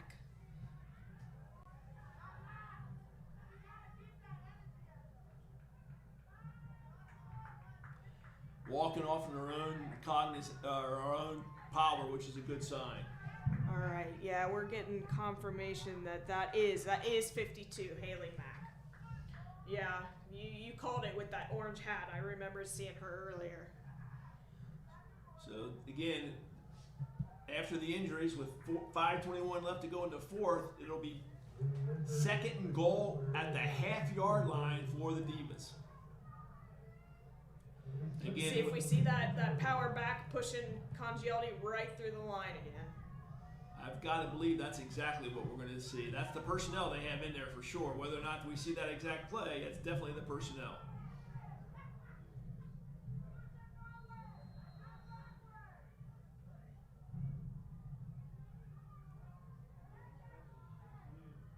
Under center again in that I formation.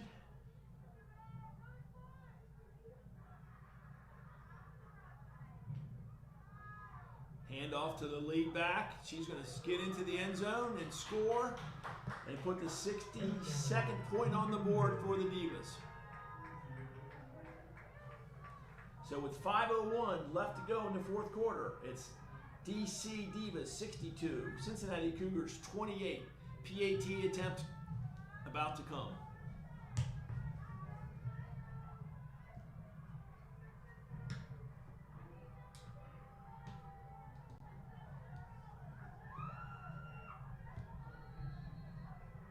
Looks like they're almost calling a play, like going for 2. They are going for 2. Yes, they are. Still have their quarterback, QB1 in. Handoff, no, pass Right again. there. Did not get in. Oh no, Yeah, they're going to give her. she- They're going to give it to her. She was able to reach over right before she got stood up there. That'll make it a score of 64-28 with 5:01 left to go in the contest.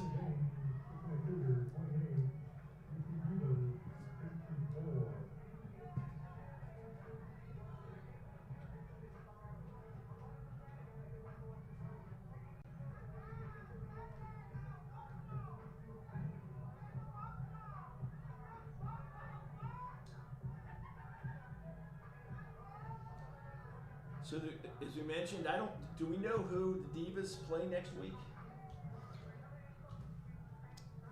I don't know. I think it's either Tampa Bay or the Passion. That would be.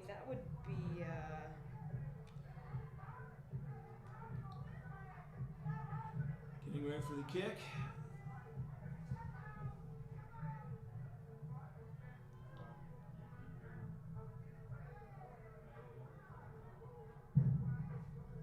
So they revisit Pittsburgh next week. So that will be an interesting game for sure.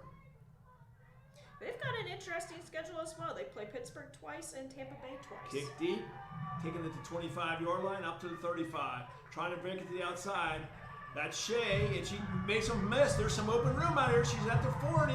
She's at the 43, and she's going to run out of bounds right about the 44-yard line. Shea Franklin on that kick, taking it one way, then reversing field, and able to get up to the 44-yard line where the Cougars will start. 1st and 10 with 4:54 left to go.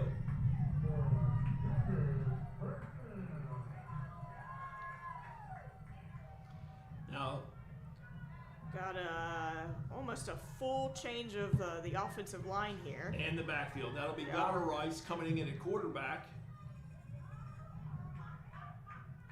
Kelsey Goddard Rice. Snap back, hand off to the up back. Not much room to run. There was a lot of penetration there by the Diva defensive line. So they're going to call that a gain of maybe a half yard, and it'll be 2nd and 9 or 2nd and 10 for the Cougars. They're going to say no gain on the play. They spot it back exactly at the 49 or 44-yard line where it was. This is what you need to get these players out on the field, say that they've gotten into these pro games, get a little bit of that experience under their belt. Totally agree. You don't want to get anybody else injured. You want to get them experience, get the speed of the game. Back to throw. Goddard Rice throws.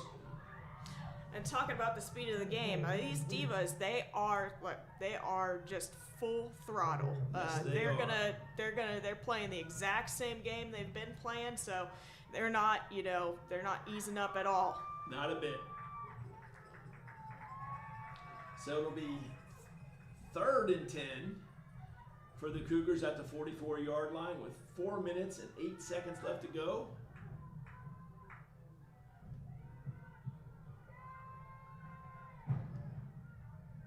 Bunch formation to the left. Goddard Rice is going to keep it herself, try to get to the outside. She's got a little bit of running room. Breaks one tackle, gets up. She's going to be short on the first down, but it's going to be manageable. It'll be a 3rd and probably 3, and a nice run by Goddard Rice. Make that 3rd and 1 by Goddard Rice up to the Divas 47-yard line, and making it 4th and 1. Goddard Rice, she's kind of in training here. Mason's been around for a long time, but Goddard Rice right now is the one to take over. So get her as much playing as possible. I've only seen her here these 2 weeks. She seems to be a good athlete. She's definitely got good potential there. 4th and 1. Snap back. Goddard Rice again. There she goes. First down and more. Out down to the 30, I'll call it the 40-yard line of the Divas with 3 minutes and 8 seconds left. The Cougars get a very important fourth down, and now it'll be 1st and 10 for the Cougars at the Divas 40-yard line.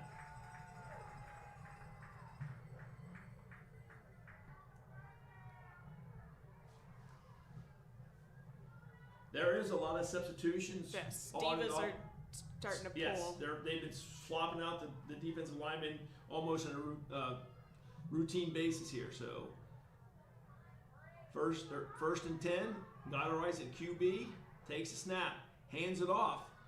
That Benedict to the outside, she's trying to make it to the corner, not going to quite make it. It's going to pick up maybe 1 or 2 yards, get inside about the 38-yard line of the Divas with 2 minutes and 22 seconds left to go in the 4th quarter.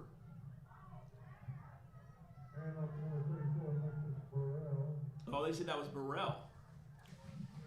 I believe Burrell is injured.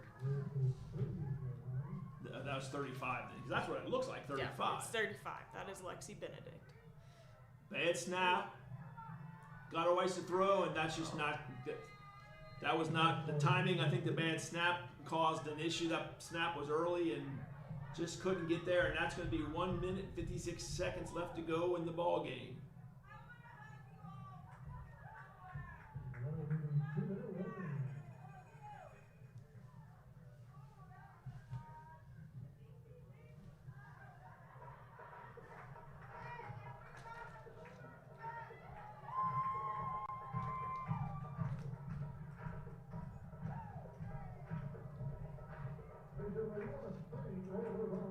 was definitely 30. I just saw her come off the field, so I can confirm my old eyes. What I thought I saw, I did see. That was, as you mentioned, and you have the young eyes, Lexi Benedict, who was out there playing running back and had some nice runs. Looks like she's got some good speed. Yeah, she's got some good vision out there. 3rd and 9 for the Cougars. Right at the 1:56, but it's the 2-minute warning.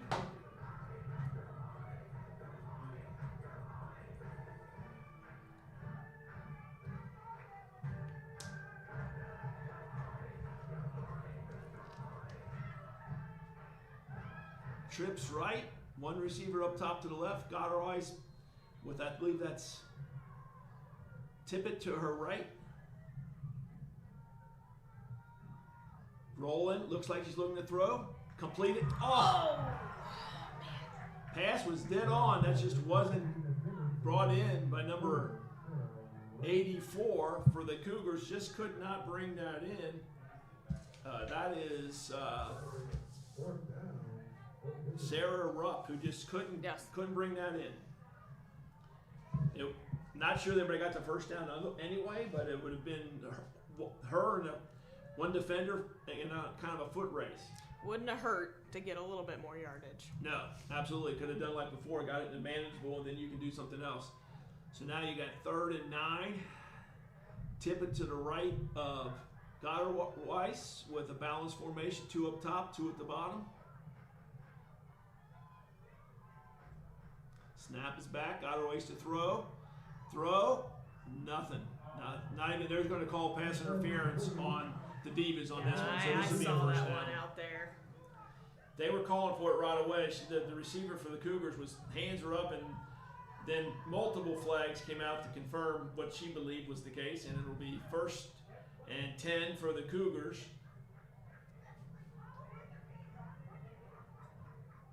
Oh, they're going to call it a hold.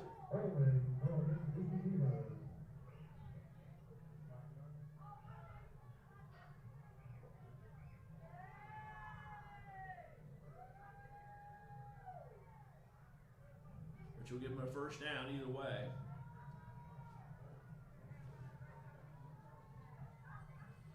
So it'll be 1st and 10 at the 28-yard line for the Cougars. Goddard-Weiss at quarterback. Trips to the right, one receiver up top to the left.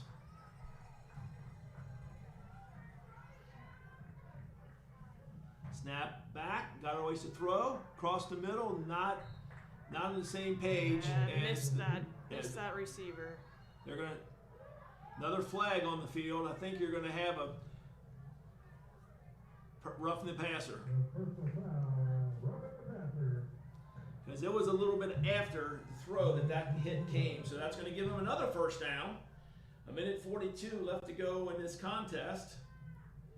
The ball, this should take it down inside the 20-yard line. It'll be 1st down and 10 for the Cougars. It's going to take it all the way down to the 14-yard line. 1st and 10 for the Cougars with 1:42 left to go.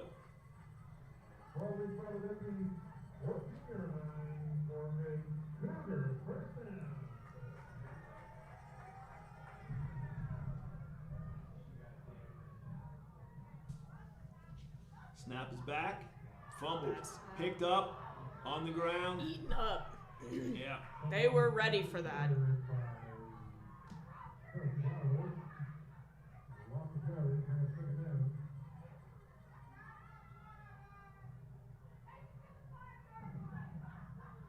It's going to be 1:22 and running. Inside the 20 at the 19-yard line, 2nd and 14. I think if you're the Cougars, you'd really like to put another score on the board just to build off of. Yeah, just to get some confidence. Yes. Especially for some of these players here who don't see the field a ton, at least not in this rotation. So, snap back, hand off. That's Tippett, I think. Nowhere to go though. Inside the 20 to about the 17-yard line. 45. Someone's going to call timeout.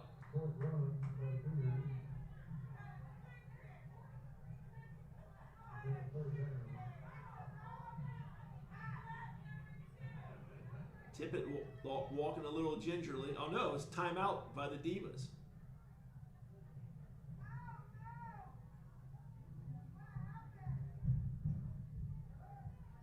With as much subbing that the Divas are doing, that defensive line's holding pretty well. They have done a really nice job.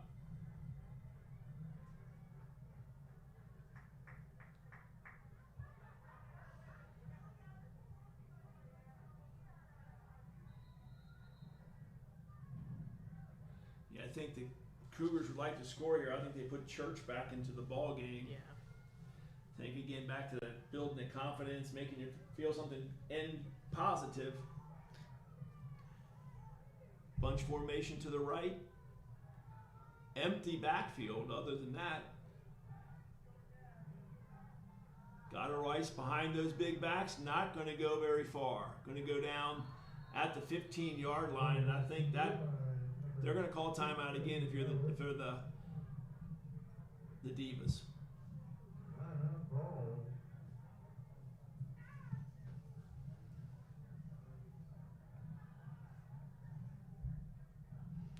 Definitely some battles going on in the trenches. Yep. And it's been a really, I will say, the Cougar offense has had some success. Obviously, there's 28 points on the board. Normally, you come out and say, I scored 28 points, you're feeling good. Sadly, if you include the 2 kickoff returns, which account for 15 points, it's not enough. Yeah. But the passing game of the DC Divas has been very impressive. It's astounding. It's amazing to watch. I've got to believe, we don't have the stats, but I got to believe it's going to be about a 70% completion rate, which is unheard of. She came in with a completion rate of 62. I could imagine that it would go up tonight. Yeah, I would agree. She's been very there impressive. There weren't too many misses. Goddard Weiss with tip it to the left, trips to the right, single back to the or single receiver to the left. Goddard Weiss get the snap, looking to throw, throws across the middle, caught, but it's going to be well short of the first down. So a completed pass, and nice catch that time by Rupp, but that's going to be change of possession. So it'll be 1st and 10 for Washington at the Cougar. No, at the Divas 14-yard line. And Congialdi's coming back out, leading the charge again. I've got to believe they're going to take a knee. Yeah.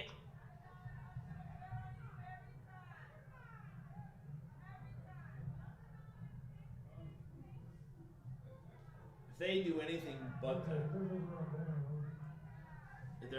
they've called the timeouts. I kind of thought they called the timeouts just to get extra players some playing time that they don't normally get. I'm assuming this is going to, this has got to be the shotgun taking. No, I don't know. That's your normal kneel down formation. She's not. They're winging the ball. They're winging the ball. I'm in utter shock. Utter shock. 25 seconds. Not like they're bringing in a second quarterback to get her some. This is their starting QB1 with 24 seconds left to go in the game. That up 64-28. I can't think of a lot of good things that could happen for you. Who cares if you score a touchdown? Who cares? But if someone gets a hit on the quarterback and she's out for the Pittsburgh game, now you care. Yeah.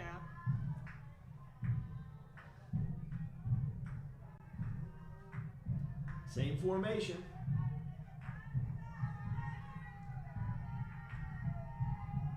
Hands it off up the middle.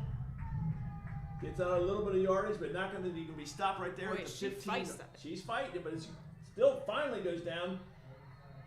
13 seconds, and they're going to call their final timeout with 13 seconds on the clock. Don't think I understand this. This is not typical play calling that I see. I just think they're making a statement at this point. And this, I don't know why you make this. I don't know if there's bad blood that I'm not aware of, but to me, this, I'll call it, it's Bush League. It's not something you normally do. It's not something you normally see, especially at a pro division game. Don't understand it at all. It'd be different if it was a second string quarterback, but that's not. They're trying to put 70 points on the board. That's all this is about.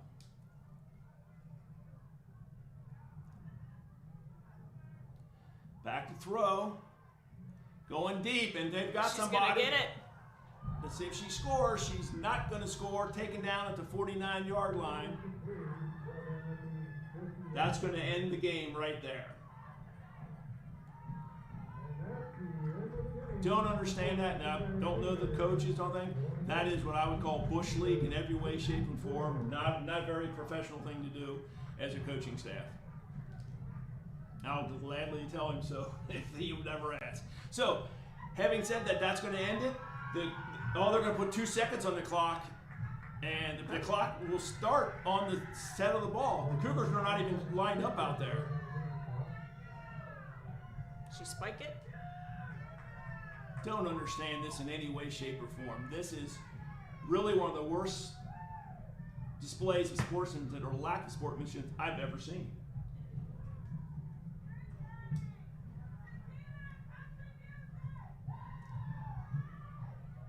They're going for it again. Just unbelievable to me. Completely unbelievable.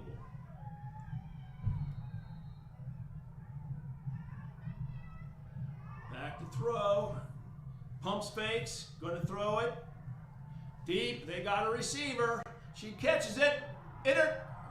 Intercepted, I believe. Either intercepted or it fell Incomplete. on the ground there. Well. Either way, this game is over with the final score being 64-28 with one of the worst up until then, I thought nothing of it, but the last 2 minutes of this game showed some, I will call it lack of class by the coaching staff from Washington. So the game ends. The Cougars will go to 2-3. The Divas will go to 3-1. Cougars have an off game next week. The Divas head off to Pittsburgh Passion in a rematch of the game they've already lost. It counts for their one loss.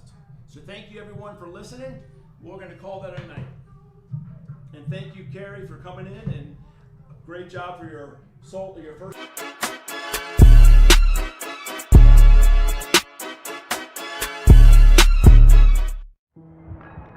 Here you go. Good work. Look at this progress. You're doing great. You'll be back to yourself in no time.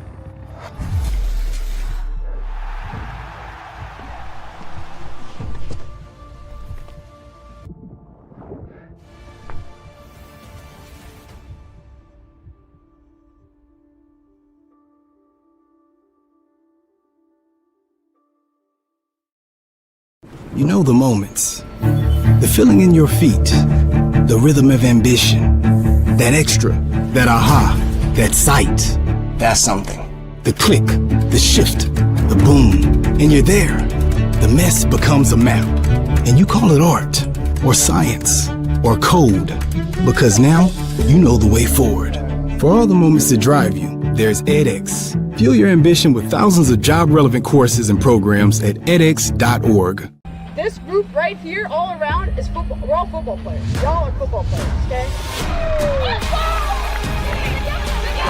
Down. Good. Contioli's going to go straight ahead. Got a receiver caught. Touchdown.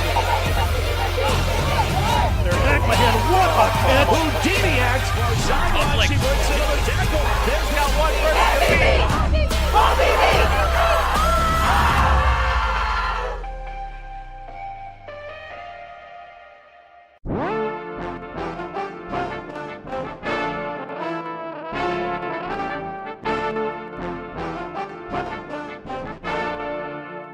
Yo, Jay, what you say?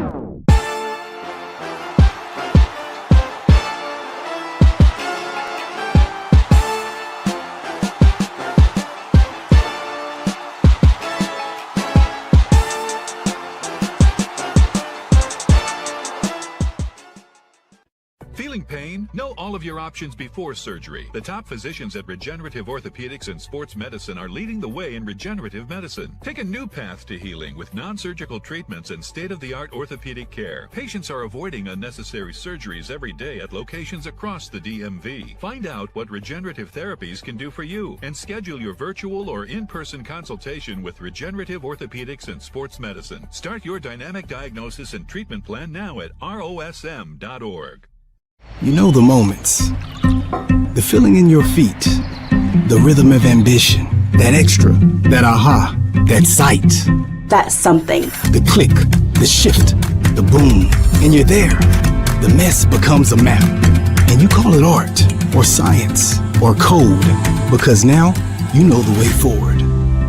For all the moments that drive you, there's edX. Fuel your ambition with thousands of job-relevant courses and programs at edX.org. And as we can see,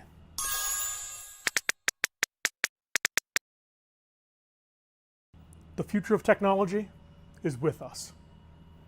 You might be thinking, Doc, this is truly amazing. And we got. Hey, is the projector ready? Come on, time for a team meeting.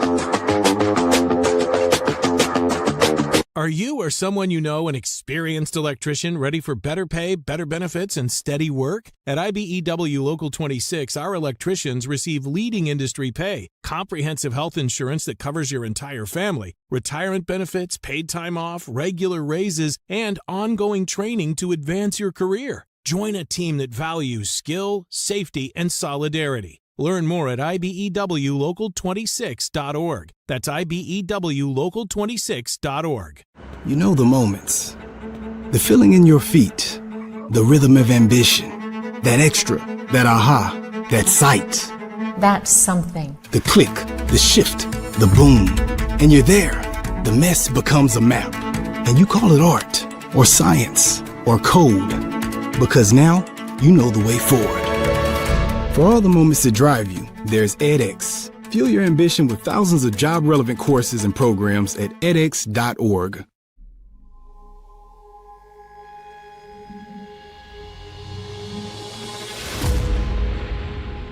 Rolls to her left, has time, throws on the run to the end zone. It's caught for a touchdown! Pittsburgh TD! The athletes, they're the backbone of this whole league, and they're just amazing people. They've got amazing stories. Barrett in the pattern, they're looking for, able to bring that one in, Brianna Barrett. My goodness. I never thought I'd be here. I feel like the best things in life are things that come to you unexpected. So it's been a great journey for me. I know this is where I'm supposed to be. Caught touchdown, Jada Meister. Essentially is true of breaking barriers, right? She could go all the way, and she does. Touchdown. We're shattering the glass ceiling. Great pass up in the air. Touchdown. All of the women role models that we look up to are all women who did things that were not expected. They realize they're pioneers. They realize that the trail that they leave is going to be a path that a young girl can follow. It gives you hope. They believe in themselves, I believe in them, and Frank will believe in all of us, so it just goes with the territory. One team!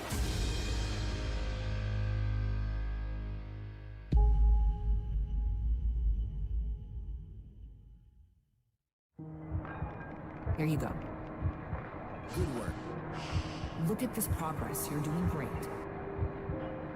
You'll be back to yourself in no time.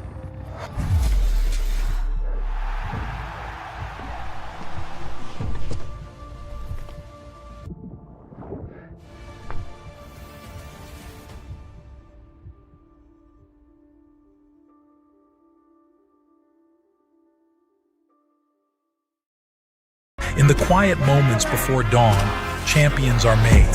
Every fan, every athlete, every moment counts. It's not just a game, it's a passion that unites us, drives us, and makes us strive for greatness.